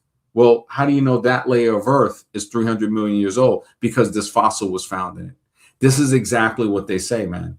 It's literally, and because people aren't thinking, you already know, generations. We got generations of zombies with this. So, you think about that like, man, this is why I'm writing the book too, to say, wait a second, how do I remediate this? How do I even begin to battle this? This is something that's real serious. To say people, a lot of people don't care, but there are going to be some that do. It's like build it and they will come. So once it's constructed, the streams are going forward, all about architects of humanity, how to break the belief, how to kick the belief in evolution, to not be a crackhead for evolution, which is just knowledge, which is to say, wait a second, what exactly, how did they get that knowledge? If somebody were to ask that when they did about Piltdown Man in England, then they would have found out they were a fraud earlier. But you got all of these so-called scientists, one lies and the other swears on it. And in this day and age, remember, just at the turn of the 19th century to the 20th century, I mean, you had people that, they weren't allowing people to get loans and stuff like that. They weren't veterans from World War I, World War II. They had a doctor, Charles Drew, who helped work on the plasma. So they didn't have to give full blood. They can give plasma. And he was like the first guy who was, he was a black man that was very light skinned, that was given the highest position in the hospital. He was like the chief medical surgeon and chief medical physician. He was denied. He had gotten a car crash and was bleeding, and they wouldn't let him go to the White Hospital. And this is crazy. It's like, ironically enough, he bled to death on the way to the other hospital. And this is the guy that actually helped to produce the plasma formula to save people who needed blood. You know, when I think about that, I wonder, it's like, how does that work out? You know, how did that even, you know, it's just odd, very odd. Um, Alexis says, is the Pledge of Allegiance in school a religious ritual? In my opinion, it absolutely is. The Pledge of Allegiance is creepy. It's mind numbing. When people tell me about the Pledge of Allegiance, I said, look, when I joined the military, it was an oath to protect the Constitution. And I remember they were changing it to protect to follow the orders of the commander in chief. I'm like, yo, this ain't about following the orders of the commander in chief. So I did what, you know, I had to say. I was like, wait a minute, this is we're supposed to uphold our own rights, but they switch it. And I mean, the Pledge of Allegiance is a torturous ritual. It is a horrible, torturous ritual that has children pledging their allegiance to a dead, inanimate object. Actually, it's even worse. It's an inanimate object with symbolism that, again, shrink wraps the mind. And of course, that's the American war flag. I had a picture of the American peace flag. It's blue and white. And I don't think that flag has been flown, because we've been at war for, I think, like 200 and something years. You know, what's funny is nobody's talking about this year being the 250th anniversary of the country, 1776 to 2026.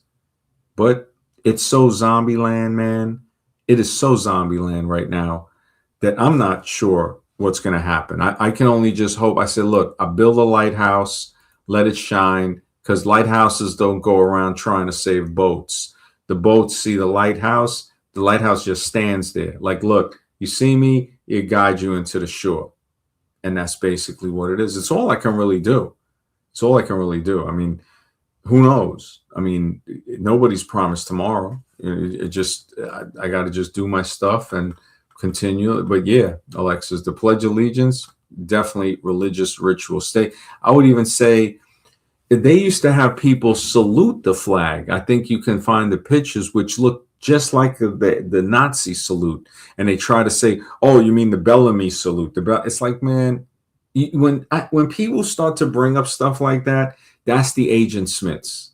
The Agent Smith syndrome, straight up. And it's funny because when you look at the AI, right? Isn't it like something with agent, like some agents, like I think there's something that I remember with AI. There's certain like agents, like you can get certain levels of AI, if I remember correctly. I got to look back into it. But yeah, I was looking at that echidna, man. That echidna is, yeah, when you look at that, it's like a mammal. Wow. It lays eggs, man. That is like, so johnhawks.net, Reddit has the evolution has a history of making up evidence. Mr. Rex, man, good to see you, brother. Yep, getting back and have a little free time, so gotta Yeah, pop in. definitely, man. Alexis had a good question. He says, is the Pledge of Allegiance in school a religious ritual? I think so. I'd agree with you. Yeah, It's yeah. definitely zombie-like, you know, Yeah. pledging allegiance. Has like a creepy thing. Reddit, somebody had a good article and they said evolution has a history of making up evidence to cover up its lack of evidence. Excellent title.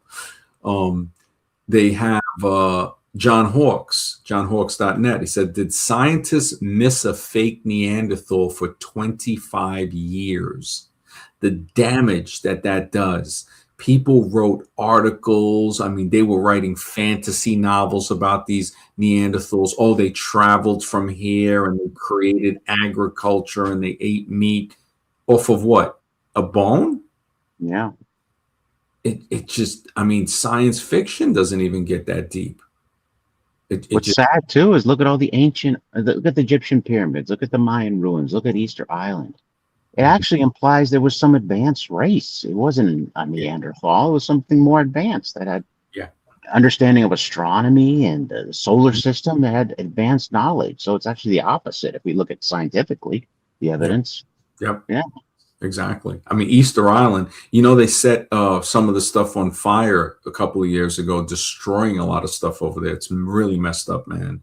Mm. It's really messed up. And they were saying that it was done, some of the burning was done, I think, with gasoline.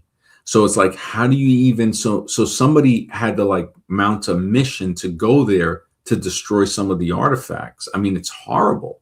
And Yeah. the fact they just filled in part of Göbekli Tepe in Turkey, saying that, oh, they're going to save it for future generations, and planted olive trees next to it because it's illegal to uproot the olive trees.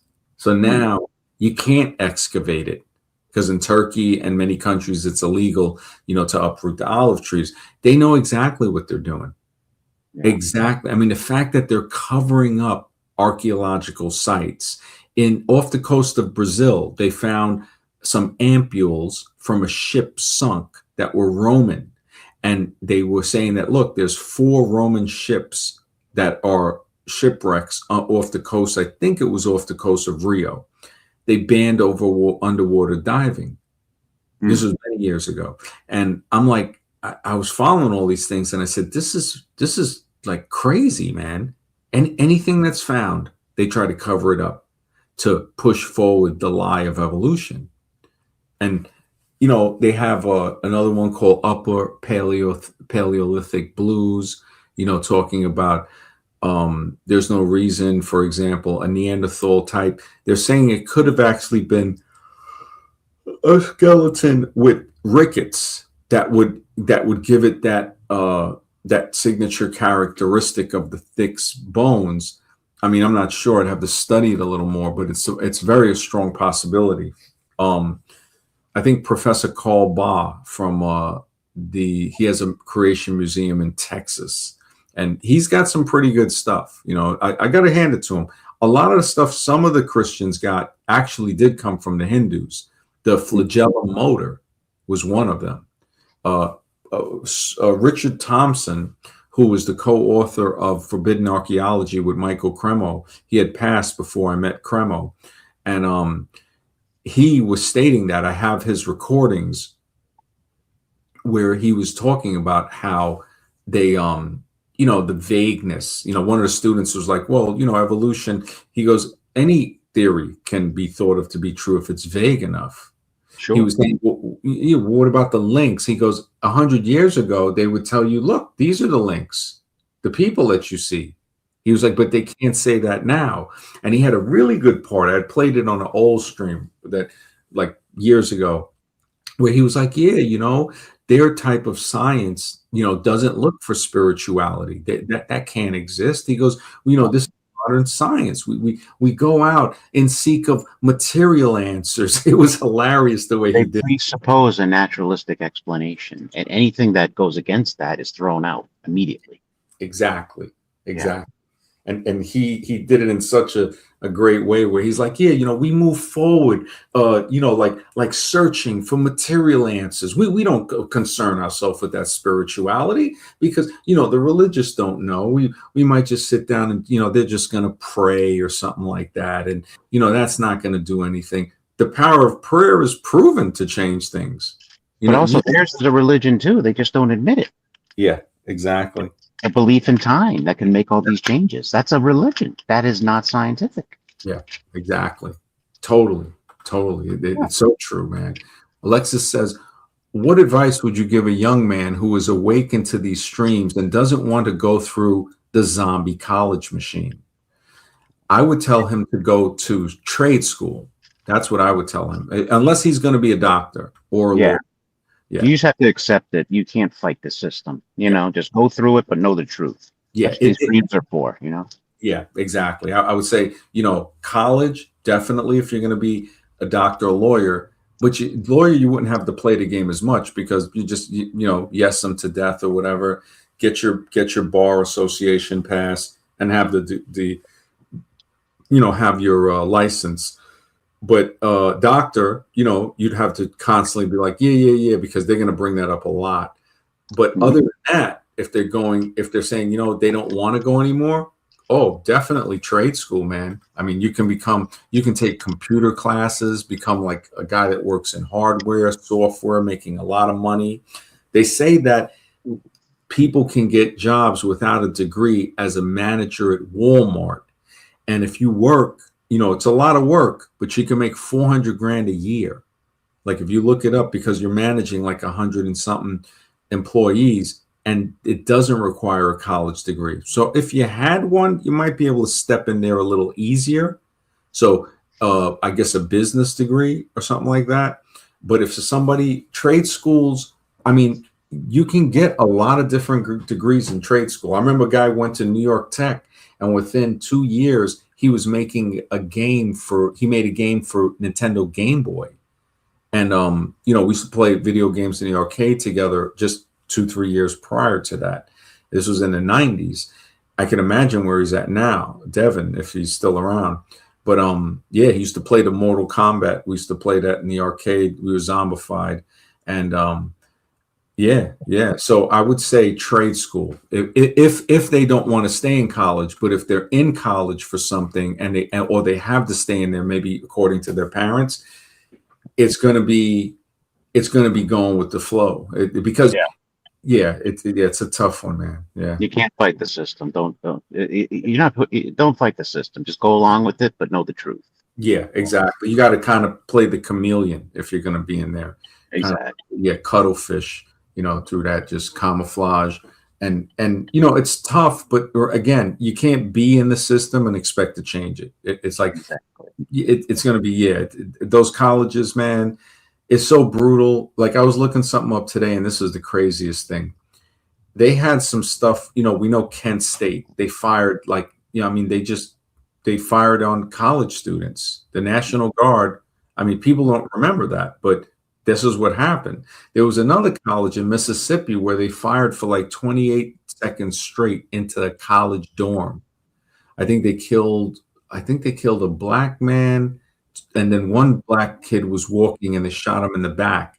None of the police were ever charged. So it's like you look at stuff like that and you start to say, how safe is my college? And today, I mean, today it's just, you already know, like with the colleges, I don't know what they're doing, but I mean, They're a business just like anything else. That's what it comes down to. They're there to make money. yeah, yeah, they definitely, and then the depth that they're saying people, I mean, they charge them like massive interest, I heard, for their student loans or something like that. Yeah, it And depends which ones you get. There's usually a cap on yeah, staff federal loans, but then they have to take out private loans, for expenses, and those are yeah, like credit cards. yeah. To open a business, they won't give you more than a $10,000 loan, but they'll give you $100,000 loan to go to college, clearly, right away. And So it shouldn't be that expensive. It's the government guarantees the debt, and basically that's what they're going to charge. You're not really getting what you're paying for. yeah, definitely Yeah, not. definitely not. Yeah. Yeah, in New York and NYU in Queens, I think it's right by LaGuardia, at New York University, they were it had to be like 10 years now, but they were giving people, it was 130 something grand to go to medical school. So they were giving like a break. And I'm not sure if they were just giving you the loan. And I think they had a few scholarships for people saying like, look, if you can go and maintain a high grade average, you don't got to pay. And I mean, again, I've talked to doctors that I know, and they say, when you go through that, you're just getting a license to prescribe pharmaceuticals. Yeah. So it just, again, I'm not saying don't become a doctor. Please do if you're already past pre-med and all of that. Just understand that you're gonna have to play a little chameleon at sometimes, because if you try to rock the boat, I think it was Dr. Corsello in Manhattan. They took her license, but she still has the Corsello Institute. I don't know if she's even alive because this was like 20 years ago. But it is just crazy when you Yeah, look. as long as you know the truth in the back of your mind, that's all that matters. That's all this is about. Yeah, Is saying, yeah, evolution's true. Well, get your grade, get your A, get out of there. But know in the back of your mind, it's all bullshit. And you're exactly. fine. Yep. It's kind of like the doctor that was giving out the fake cards for the for the magic potion, so people wouldn't have to get it. And I think he got busted, but that guy's a hero. and Mm. he helped a lot of people not have to get the potion. And I think it was a nurse in Germany. She was given saline injections instead of the jab, and she got let off. She went to court, and I was like, "This is great." That you finally see justice, and you smile. You start to say, "Wow, that's great. That woman is a hero." To say, "Look, I'm not giving people this. I'll give them saline injections. Let them have a placebo." And there was another thing I saw with the jab, because some people are suggesting that it has like radio frequency identification chips that can be tracked. Um, there was something where there's a video I think on YouTube where they go around picking up Wi-Fi connections, and they went a graveyard, and they were saying they got 6 MAC addresses coming from a graveyard. So they're implying that, okay, the people took the magic potion, passed, and now they're in the grave, but the signal is still in the body, the chip or whatever it is that they're suggesting that was in there. And it's kind of interesting. I mean, I can't say it's factual, but I gotta hand it to people that are thinking outside of the box. And Sure. the weirdest thing is there was either a Twilight Zone or Outer Limits episode about that, about people being able, like them, when they put the people in the grave, they have like some type of electronic thing where you can communicate with them somehow. And it was a weird episode. I got to look for it, but it was, that was like the premise. And we're seeing, people look into that now saying, what the heck is going on with Well, this? that kind of reminds me of something because down here in South Florida, there was a collapse. You probably heard about it. That's condo on the beach that collapsed. It was called the Champlain Towers. The whole building just one time is structurally unsafe, and it just collapsed, and over 100 people died. It was in the middle of the night that it collapsed, and it was on the news. I was watching a newscast, and some people whose relatives were in the building who died, they said they were receiving phone calls from their relatives from their number. Holy smokes. After it collapsed, after they were dead, they were still, and it made the news. They were talking about it on the news. And he said, yeah, look at all the phone calls I've been getting from my relative's number who died in the collapse of the Champlain Towers over here in I think it's Sunny Isles, Florida. That it Holy. collapsed. Yeah. Yeah. So people have supernatural experiences all the time. That's why this evolution naturalism crap doesn't work. Because Yeah. people are going to have these kind of experiences and want answers. They say, wait a minute, you're saying this, but I've experienced this. Yeah. Doesn't mesh. It's called reality. They can say whatever they want to, but reality is going to say something else. Yeah. Yeah. There's so much proof of that we have anything we experienced as supernatural. They try to dismiss it. And it's like, wait a second, science, and they claim it to be scientific. It's like, no, that has to be taken into account. Mark They'll says, say chemicals in your brain. yeah, exactly. Mark says a lot of those student loans are the new indentured servants contracts. Yeah, man.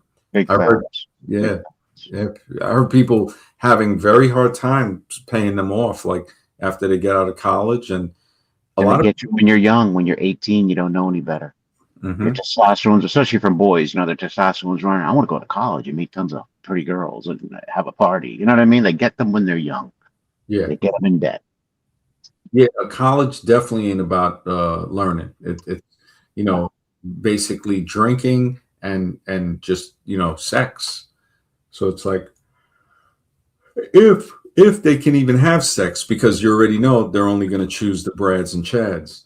And Of course, but it's the temptation. It's like the carrot in front of the oh yeah, rabbit. oh It's a temptation. Oh, let me get into debt and go to this college. I'll meet some pretty girls because they're all there. I mean, yeah, you can see YouTube videos on this stuff. Where they'll talk about different. Have these promotional videos. I think one's called "I'm Schmacked" or something like that, and you can see them all these different universities, and it's tons of pretty girls on there dancing around. And yeah, the college itself may not advertise that directly, but indirectly it is advertised, through YouTube and through other means. They'll advertise. yeah. Yeah. And all of those movies I start to see now, they're propaganda for people to go to college, like Fast Yes. Times at Ridgemont High. It's like these are commercials Yeah. for go to college, and you can be a buffoon like all of the guys that Porky's and all of these other movies that they make to push it. And it's like, well, it's open. It's just like, okay, I could see this, and nobody else is and like you said, nobody's noticing, but it's the lore. They want to be around the girls, they want the Hmm. they want to get drunk, all of that stuff. And it's really, a lot of stuff happens in college that scars people for life. Like women get, Yes. the date thing that happens, the date grape. And then the guys, drunk, people end up getting, catastrophes happen, people get ended from being too drunk or high, or some type of accident will happen. Yeah, and it's supposed to be like, wait a minute, you're going here to learn, right? It's like, well, what are you partying for? And I've heard of stories too about athletes. They'll go, when they're trying to choose a college Mhm, and they're, different schools want them for their sports program. They'll go mhm. to visit a school and there'll be tons of hot looking women there to greet them, when they first go to tour the college. But then once they sign up, all those girls are gone.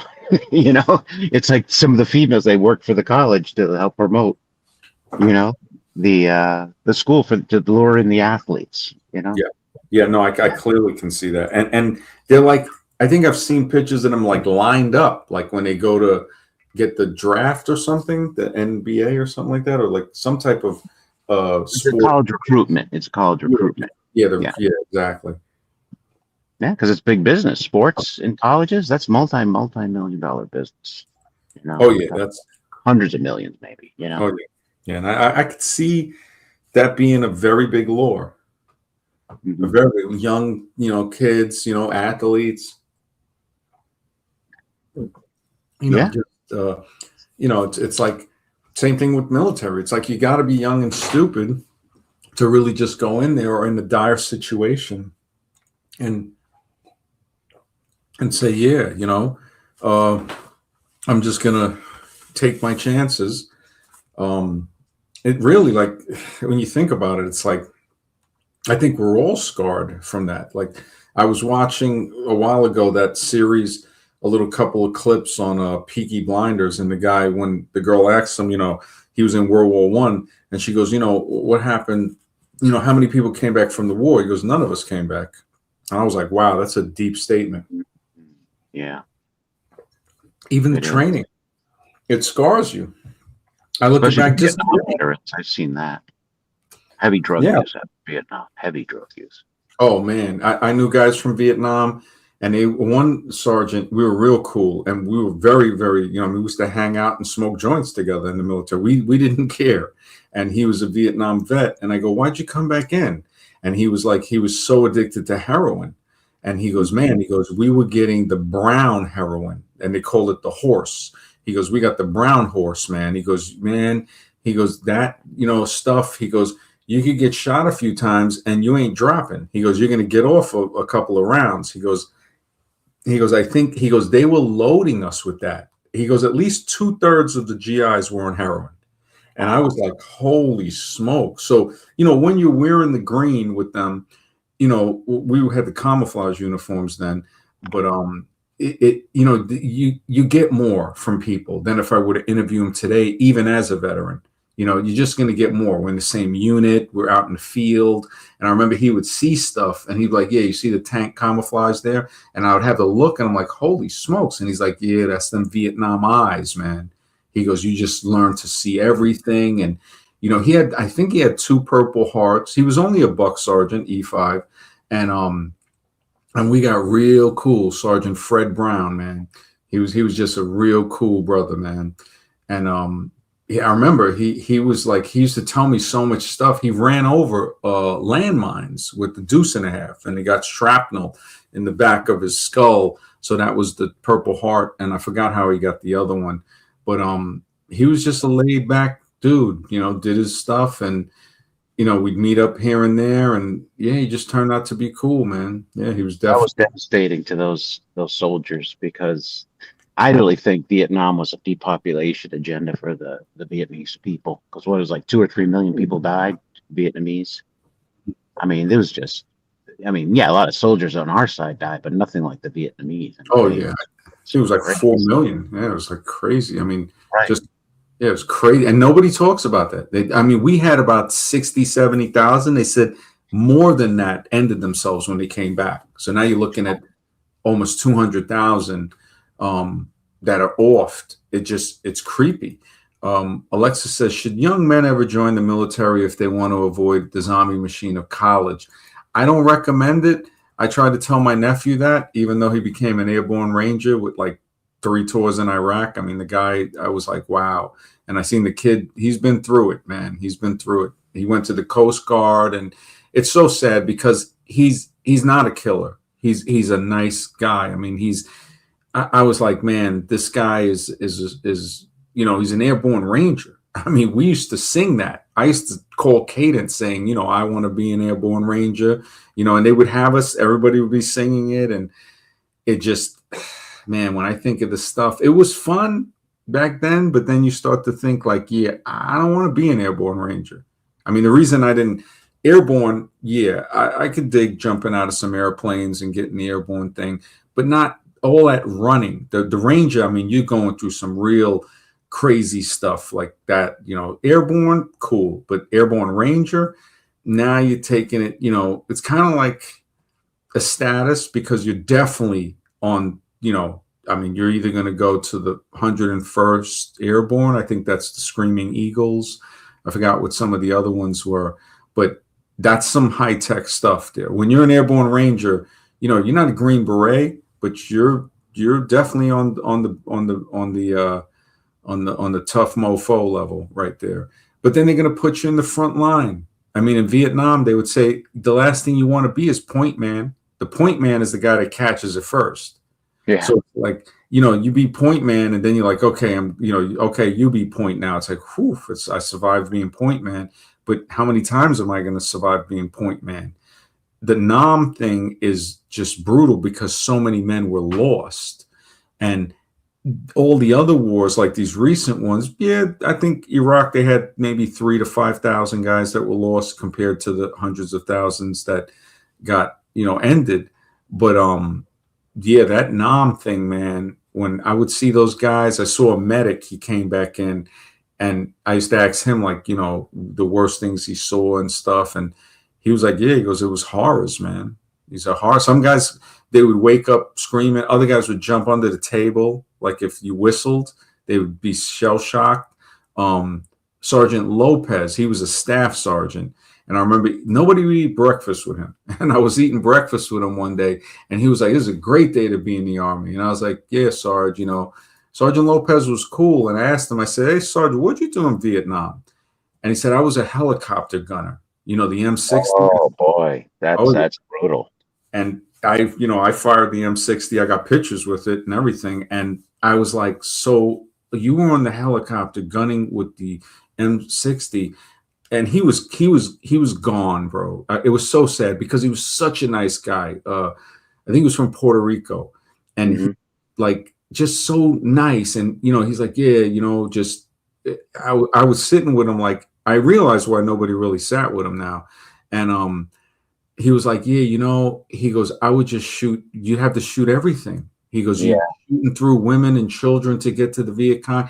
And I was sitting there listening. I'm like 18 thinking it wasn't really affecting me. I was just like, man, I was like, I mean, I like the M60. The 7.62 millimeter round was more powerful than the M16, which was 5.56. And I mean, you're Swiss cheese and with that. If you did what he did, you wouldn't be the same. I would never be the same. I mean, it's got women and children killing maybe 100 people. Yeah, you're responsible for. Oh man, forget it. I could imagine the nightmares he had. I don't know if he had nightmare or maybe he was blocking it out. And some guys stay in there and they don't ever want to get out because they can't. What are they going to do? When Sergeant Brown told me, he said, yeah, man, he goes, I couldn't get off the horse. He goes, I took a piss test and you could see the flakes in the piss, and the guy still let me get in because I needed to get clean. He goes, so I came back in to save my life, because I was like, why would you come back in like 10 years later after you got out from Nam? And a few guys I seen come in, And I was like, oh, smokes. Lopez, I think, stayed in. So that's why he was in E6, a staff sergeant. But it just it taught me a lot. It taught me a lot about life at such a young age. But I was stupid. I'm still stupid, but I'm a little smarter now. Alexis says, so are soldiers just brainless zombies who follows orders? Most, man, most are. I got out because I remember sergeants trying to intimidate me. Oh, what are you going to do when you get out and all of that? I said, well, he goes, what are you going to do? Flip burgers? I was like, look, man, I don't care if I got to flip kilos. I said, I ain't staying in here. I said, I'm not, I said, this is crazy. And at least I was smart enough. I got out, I was 21. I had years served. And I was very, I guess, kind of angry. And then, I kind of was working. I was delivering for a dental service, I remember. And it was a cool job, worked in the mall. First I started working in a junkyard pulling parts. A friend of mine had got me the job there. It was pretty cool too. You could do anything in that job, man. They just, as long as you just pulled your parts, they didn't care. And it just, it had to affect me. I was thinking about some of the stuff today. I was over friends and I forgot when I was coming home, I was thinking about something. And it was from, I was thinking about the laws of stupidity. And then I thought about how the drill sergeants, people would do some stupid stuff and test the limits of a person's tolerance. And I remember the drill sergeants would be going nuts. And every 12, I think Lieutenant Trans, he's on drill sergeant status. He told me, he was in the chat a couple of streams ago. And drill sergeant status, you don't get deployed, he was saying. So at least you get to stay stateside, I guess, which is good. And it's like they said they had to get, I think, psych evals every cycle. So after they go through a cycle, they have to get a psychiatric evaluation, and they get 12 days off. And then boom, you got to train guys for 2 more months, and then you go through a psych eval. You get 12 months off. This is when I was in. It could have changed now. It was a little tougher back then. Like when we were in, the older guys would call us soft because we would, get to wear like sneakers and stuff. They used to have to run in boots, but then the boots would hurt your ankles. And too many guys were getting injured, I think. And that's when they finally changed it to sneakers for PT. But you're looking at how many years of from World War I, those guys, I guess, were running in boots and combat boots. And it's crazy because I remember in high school, we used to make jokes like your mom wears combat boots. And, here I am wearing combat boots and liking it. I even had a pair of jungle boots, which had like the canvas on the side so your feet could breathe more. I couldn't wear jump boots because I wasn't airborne, but they were pretty cool. Alexis says, is war in the Middle East a ritual? I think so, man. I really do. There's a guy that got a video that was talking about that. He was saying that it's a ritual. He said, and if you look at it, it's a sacrificial type of ritual. It's ugly, man. It definitely ain't pretty. It's definitely ugly, man. But with the Neanderthal frauds, right? I had this thing here, and Stone Pages has an article, stonepages.com. The missing link with Neanderthals was a fraud. And they break it down. It appeared to be one of archaeology's most sensational finds, right? The skull fragment discovered in a peat bog, in Neander Valley. But it ended up being a lie, man. And sorry, I'm back. I got a phone call. Sorry about that. Yeah, that's cool. They got a lot of good ones here. They got one on Reddit. He calls out Piltdown Man, Java Man, Peking Man. That was another one I forgot about. That was a China thing. And then they couldn't get the skull caps, and they tried they got destroyed. It was just straight fairy tale story after that. Just backpedaling on a unicycle. When it's amazing, all the fraud. And these evolutionists don't even want to acknowledge it. They don't even want to acknowledge that there's so much fraud that's been proven. Exactly. They just, and then for a great flood, it's the opposite. There's plenty of evidence to prove a great flood. Yeah. That happened on this earth. I mean, you can find on, what was it, on Mount Everest, they found seashells, or one Mhm. of the top mountains. On many mountains, on Andes, on not just on many mountain ranges, they found seashells. Yeah, look at that. I mean, it's just the fault lines obviously point to them opening up at some point. So Yep. there's oceans underneath the ocean floor that are much larger than above the surface that we see. It's just, but they don't want to investigate that. No, it's all myth. It's all it's fairy tale land, even though every culture around the world has a great flood story, you know. But it's just they don't want the truth. They want to believe. I can understand the guys who get a paycheck, but the people who don't get a paycheck, they're lost. They're really lost. I mean, Yeah. they just believe any god. Like when I talk to those guys on the other channel, they think our vote matters. They're like, oh, we can't stand the president. We got to vote him out of office. We got to put somebody else in. It's like, buddy, you think you have all this power? You're really lost. It's just this is the delusion where it leads to. They actually think they have control over this whole system. Yeah, exactly. It just the fact that they push the voting too, and I would think that fake Professor Dave pushes that too. I mean, anything minion of the state, Yeah, basically, yeah, minion of the state. He pushed the jab, push evolution, because I've noticed that when they push evolution, they're pushing all of the other stuff. They're pushing much more than evolution. They're they pushing, are. yeah, the jab. They're pushing voting. They're pushing anything, just straight state zombie. Get involved in a lot of student loan debt. That's like it was mentioned. It's just they want you to be a product till you die. Pay your taxes, work, Yep. be in debt, and die. That's basically what they want, and they're getting it. You Yeah. know, Yeah. No, I definitely. When I think about it, the the only solution is to think, but most people don't want to. yeah, they don't. Yeah, and that's all it takes is a little bit of thinking. I mean, the amount of stuff we presented to for people to learn how to kick the habit of believing in evolution Hmm. is just it's so much stuff that it's so easy to learn. Christopher, always a pleasure, brother. Good rising, MD, across the pond. You know it, brother. Always a good rising, brother, from across the pond. Always a pleasure to see you. And I was just saying, oh, I'm sorry, I didn't want to interrupt you, but Oh, yeah. I was just saying, it all ties in. Oh, I'm sorry. Go ahead. Go ahead. Yeah. Alexa says fake Dave has pushed his views to be anti-MAGA due to them being anti-science. Wow. He's pushing political. Oh my goodness. Yeah. What was Because just yeah. when I go on Taco's channel, the other channel, I notice all these evolutionists are very left wing leaning. I noticed that too. That's part of being an evolutionist. You're more of the left wing. They Oh, hate I the didn't know that. yeah.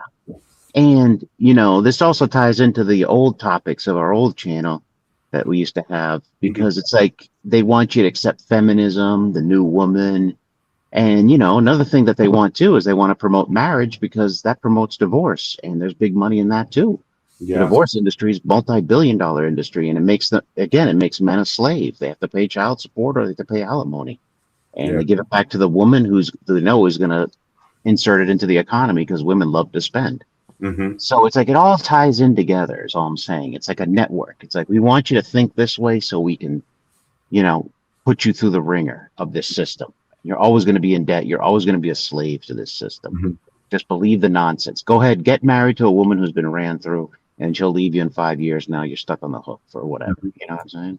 Yeah. Yeah. Take No, care of the single mom. yeah.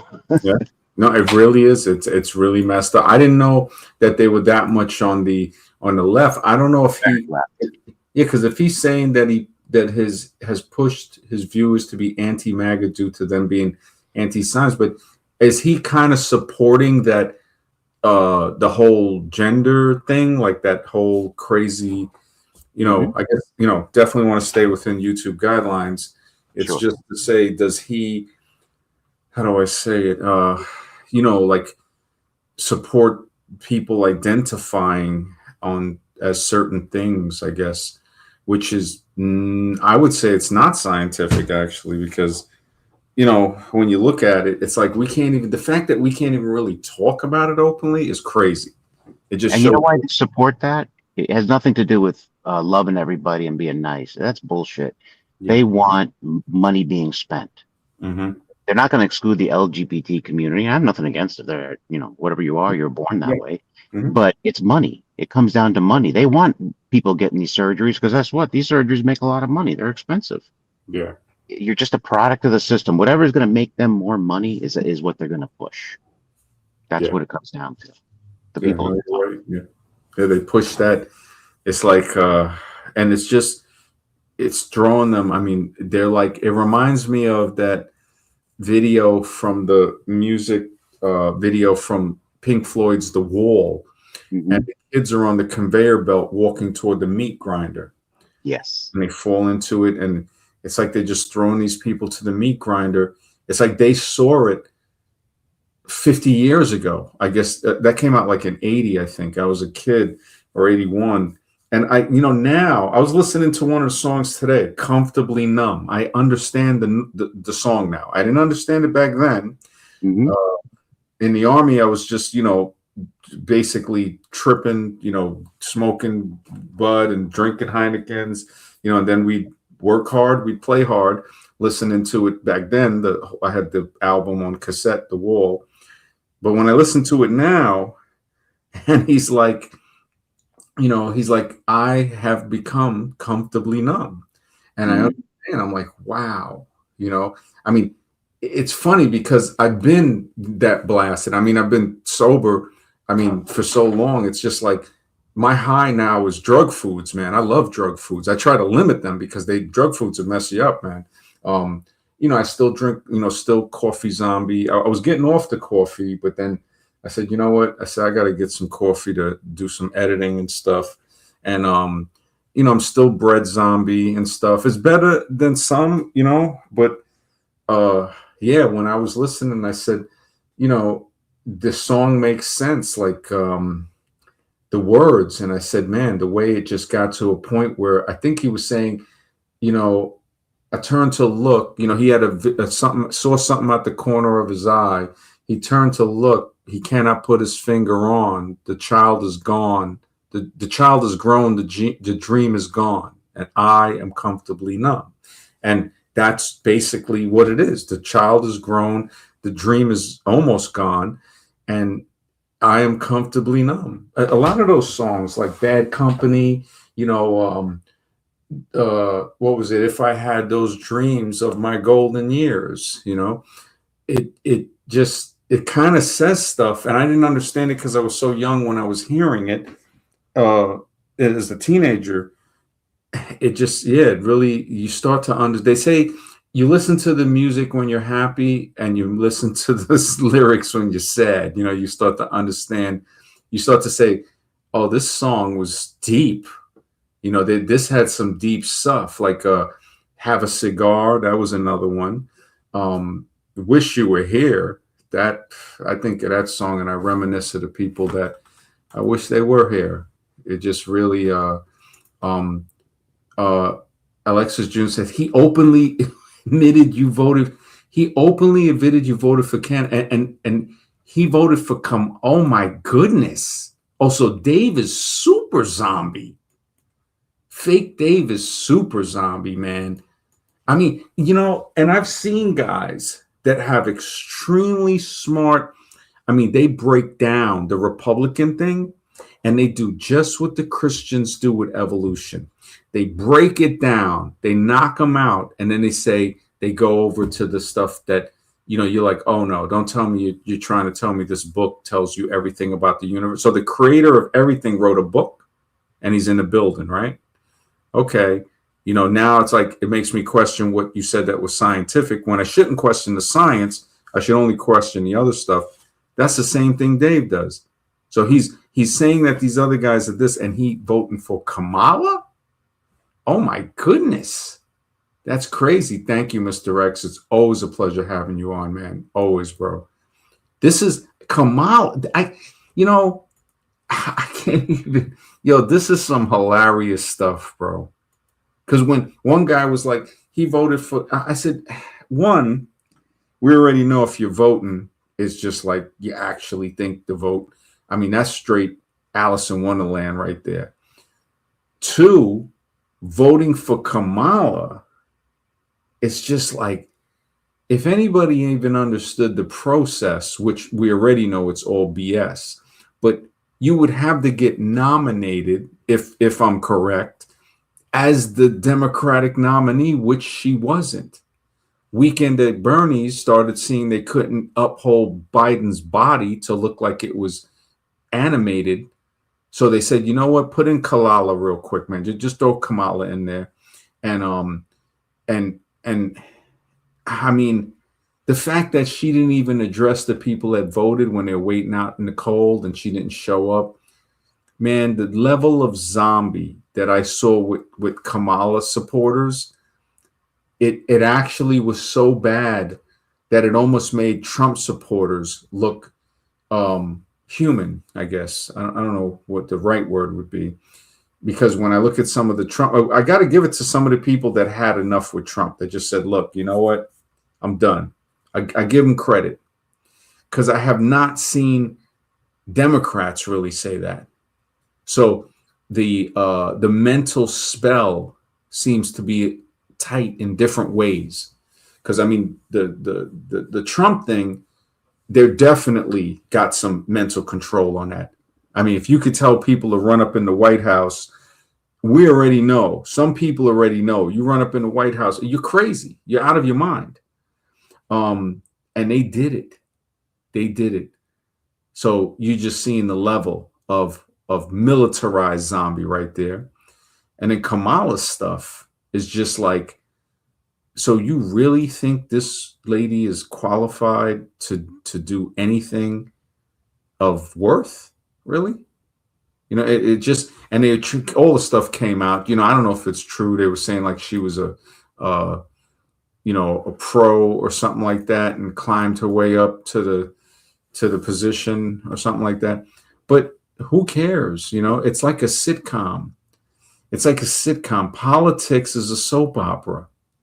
It's based. Frank Zappa said it best. It is the entertainment division. Politics is the entertainment division for the military-industrial complex, and they'll maintain the illusion for as long as it's economically feasible. When that is not available anymore, right? Then they'll just move the chairs and tables out of the way and pull the curtain back, and you'll see the brick wall. You'll see the brick wall. And it makes me wonder, again, about the name of Pink Floyd's album, Another Brick in the Wall, or The Wall. So it's like we create that with our thoughts when we follow the state.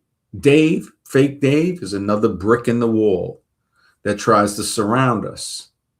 That's a really good, I mean, I remember when that song came out, I was like, wow, we don't need more. We don't need no education. We don't need no thought control. Hey, teachers, leave those kids alone. That's some bold stuff, man.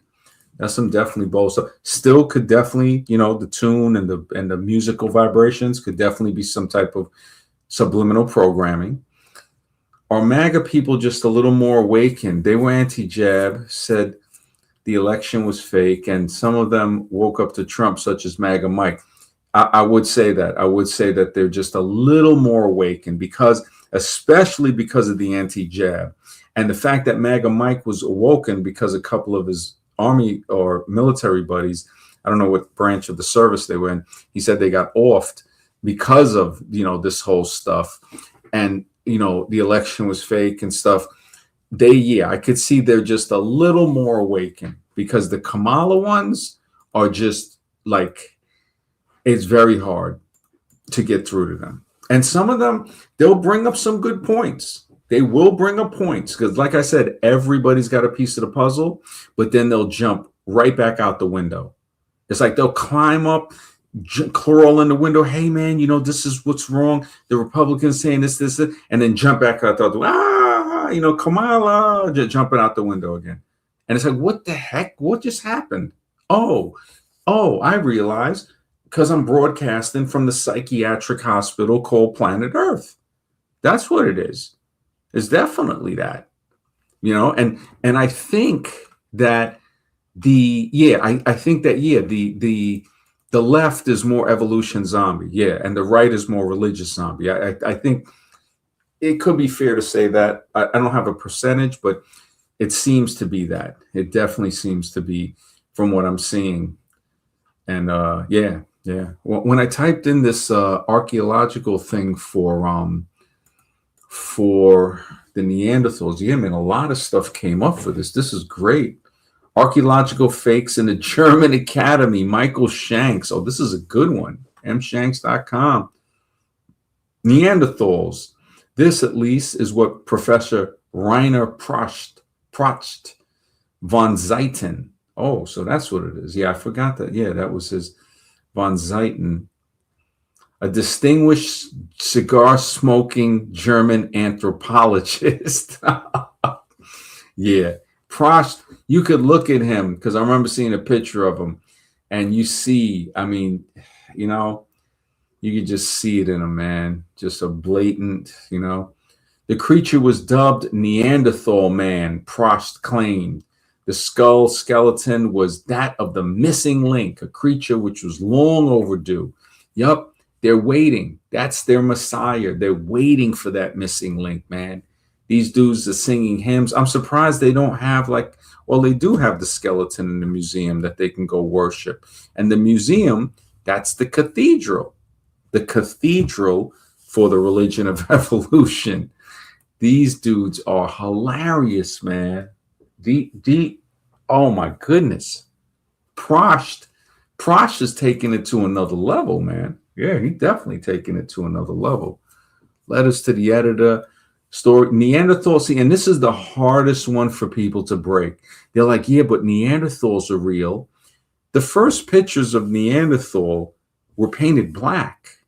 I'll find them and I'll show them. I have them in a folder somewhere. But for the next stream, tomorrow's going to be a live stream too, but probably more live because I'm going to bust out some charts and stuff that I've made for the book, which are pretty kind of eye-opening, man. Especially like the stuff I showed on vitiligo, blonde-haired, dark people, blue-eyed, dark tribes from around the world, all adding into the theory of the albino origin of the humans, showing that, because when they say that people come from apes, like I said, it tries to say one person is less, the other's more. And it doesn't line up scientifically, but we see why they created that theory. Basically, it made a pseudoscientific classification for the basis of racism, which took off after the 1850s. I think the book was published in like the 60s. I think it was 1864, that is, by Charles Darwin. Matter of fact, I think I got I think I do got the thing. MD, what's the evolution reason for fingerprints? It's unique to every person, almost as if it's a way to track us. Why would nature want this? Absolute. That's a really good point, Alexis. That's so reasonable. That's so reasonable. It's as if they wanted to track us, or that plus showing the uniqueness of the individual too.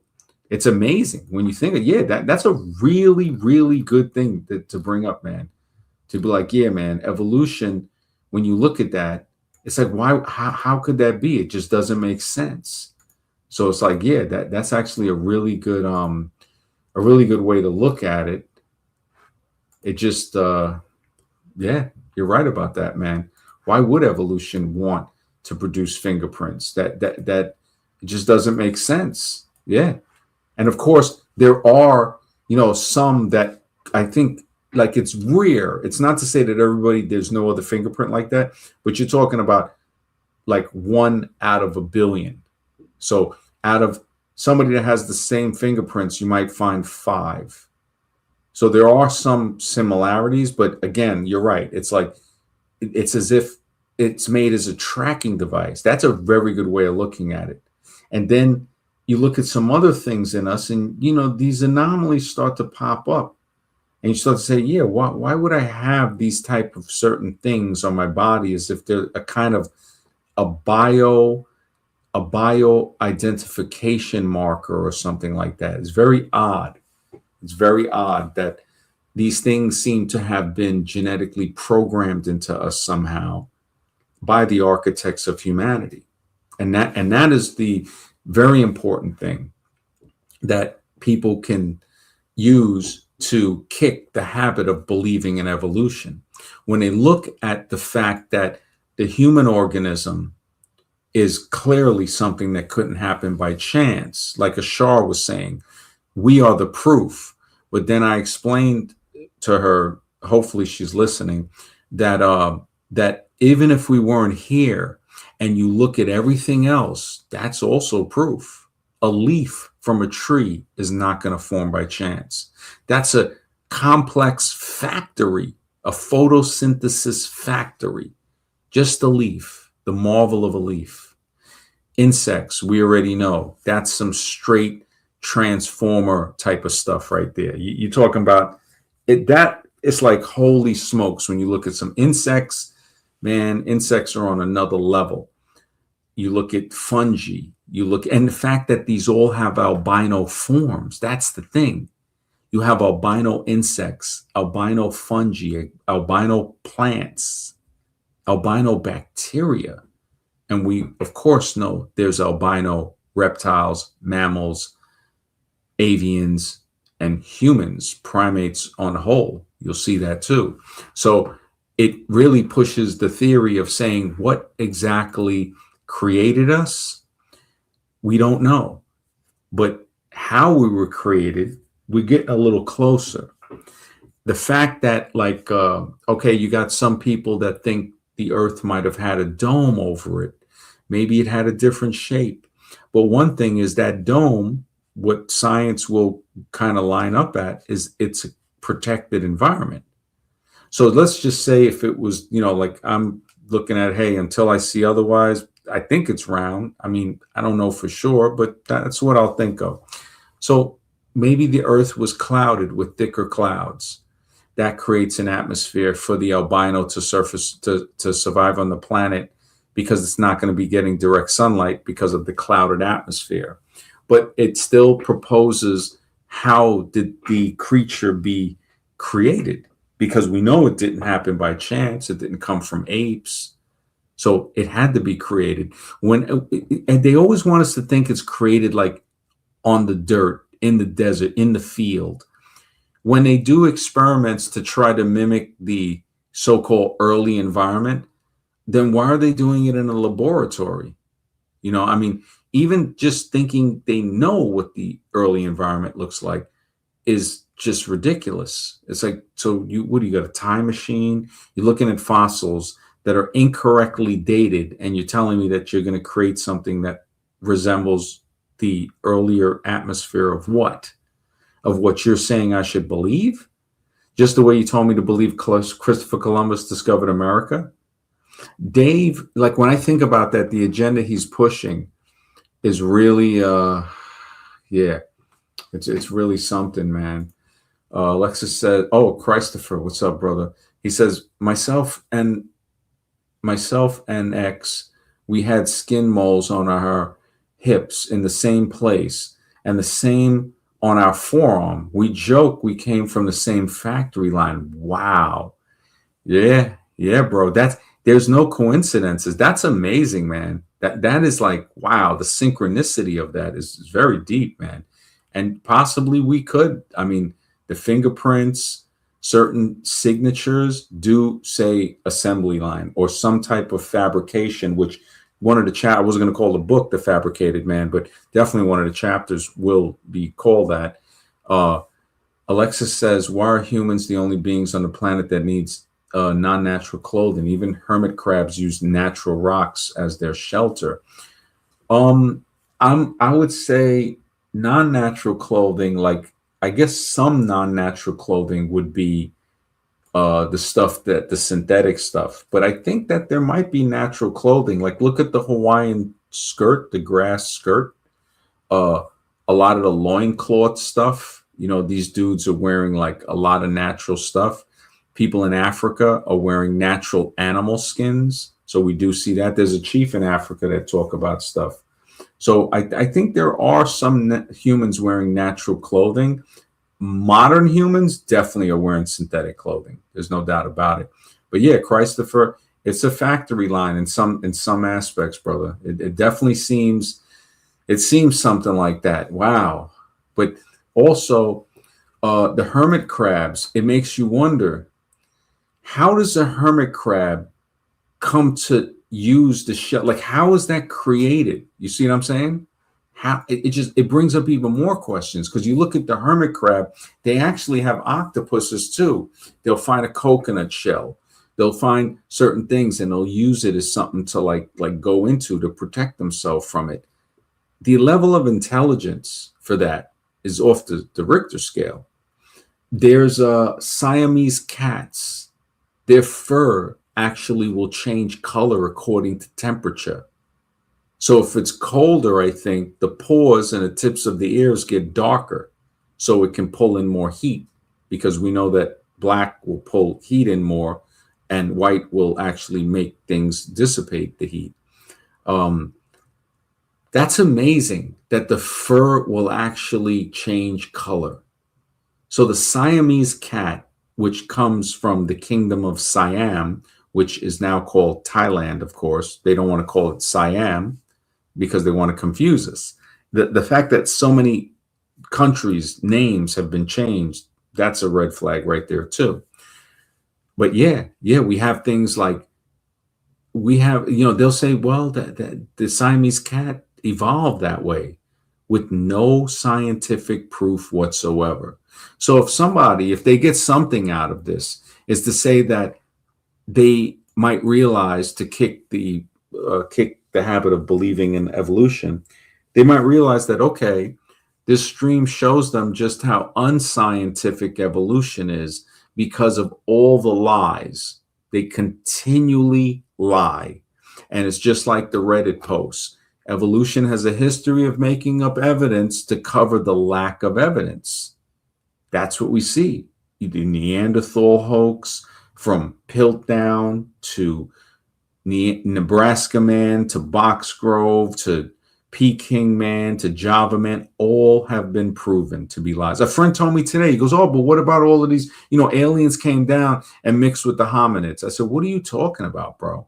What hominids are you talking about? He's like, look at all the skeletons and stuff they had. I said, every one of those are fake. They're all lies. They've all been uncovered to be lies. And it was shocking to him, because he hasn't learned how to kick the habit of believing in evolution. It's just what it is, But yeah, man, the hermit crab, that's another one. I think if I'm trying to think of other, like that crab that uses anemones on its claws to fight and use their stings. And then sometimes other crabs will take one, right? It'll cut the other anemone in half and put it on both claws now. So how does the crab know that the anemone can be cloned in that manner? Look at the level of intelligence a crab has to know that if you cut the anemone in half, it will clone itself, and now you got two. And as it feeds off some of the stuff you eat, it's going to get food too. And you can use it to sting other stuff that come close to you. You look at the pistol shrimp. The pistol shrimp bucking off underwater to the point where he creates a click that it's like almost a sonic boom underwater. It's like almost like a 22, I think, the equivalent of. That just happened to happen that way, just by chance. How does that happen by chance? If it sets it the wrong way, the pistol shrimp, it might explode its own claw if it wasn't set off the right way. The bombardier beetle, same thing. The bombardier beetle is even more complex because it's mixing chemicals. The back end of it is like a chemical factory. I mean, you look at sea cucumbers. Sea cucumbers, I think they're called cnidarians, right? That's like the classification of the fairy tale categories that evolution makes up. Because you got to know your enemy. You know what I'm saying? It's like if snakes, snakes are your enemy, right? Snakes will bite you, right? And they're dangerous. The modern way of looking, the Western way of looking at it is, you don't need to know what snakes look like. That's ridiculous. These things are dangerous. You need to know what it looks like. You need to know how to identify them. How to identify is extremely important. And just even saying that, somebody, a zombie, was, oh well, that's evolution. We evolved to be able to know, because we were in the woods and had the thing, we crawled out of this, and it's like, really, these people are crackhead level. They're crackhead level, straight Night of the Living baseheads. This is Night of the Living baseheads type of stuff. But now, with the theory of adaptation, showing them that we all have an albino template. Everybody, the person with the darkest eyes, all have blue eyes, functional behind that. That the melanin on their skin and their hair and their eyes is a type of body armor for the sun to protect people against the solar radiation, proving that the environment seems to be very unnatural. And how evolution tries to make one person seem less than that, the theory of adaptation shows us that, wow, our brothers and sisters of all colors are all connected with this albino template. We all have a common connection. That alone makes a person feel better. Remember the black doll, white doll experiment from the 70s, where black kids were choosing the white doll? It was showing the level of conditioning that we've had. The architects of humanity, maybe somebody they left in control of everything, just turned out to be they turned out to be ugly, man. What's that saying? God don't like ugly. And I'm not religious. I'm just talking about some of these religious guys got some good quotes. And man, I think about it like, what is going on? What is going on? But tomorrow I'm going to have some serious charts to bust out. I did show, people see the albino fish, the albino dolphin. You see albino. I mean, this is a beautiful albino person right here with an albino ferret. We see this guy here with the albino snake. We see these people here. We see the vitiligo. We see the melanin on the hands looking like a different type of human. The forearms, you can see the brown on there on top of it. The vitiligo. This Indian girl without the melanin looks like what they would call incorrectly a Caucasian woman. We see this woman here. We see this. This is clear. This is the science. This is empirical science that can be observed, that the blue eye is the base and then the albino comes after. We see black people with natural blonde hair. The template is coming out. This is stuff that they don't want you to see. You see black people with this. They try to say, oh, no, people developed that in the cave. No, this was our template that when possibly were created in some type of a tank, but definitely within the lab. It's clearly within the lab. This picture here, you see it. I mean, blonde hair. This is natural blondes, man. You look at these young kids here. Basically, if the skin was pale, they would look like basically. We have that template. Everybody, we're humans. We come from humans. This is what it is. We're created from humans, and these people are exhibited. Look at the Ari tribe of Africa, sparkling blue eyes. The Bhutan tribe from Indonesia. This woman here, goddess level color on her. You look at the hair already blonding. We're all part. This is the hidden history of the human family. And I'll be going deep on this tomorrow, man. I thank everybody for being here tonight, man. Thank you so much. Mr. Rex helped me out on the stream. It's always a pleasure to have him here. You guys take care. Have a great night, and we'll talk soon.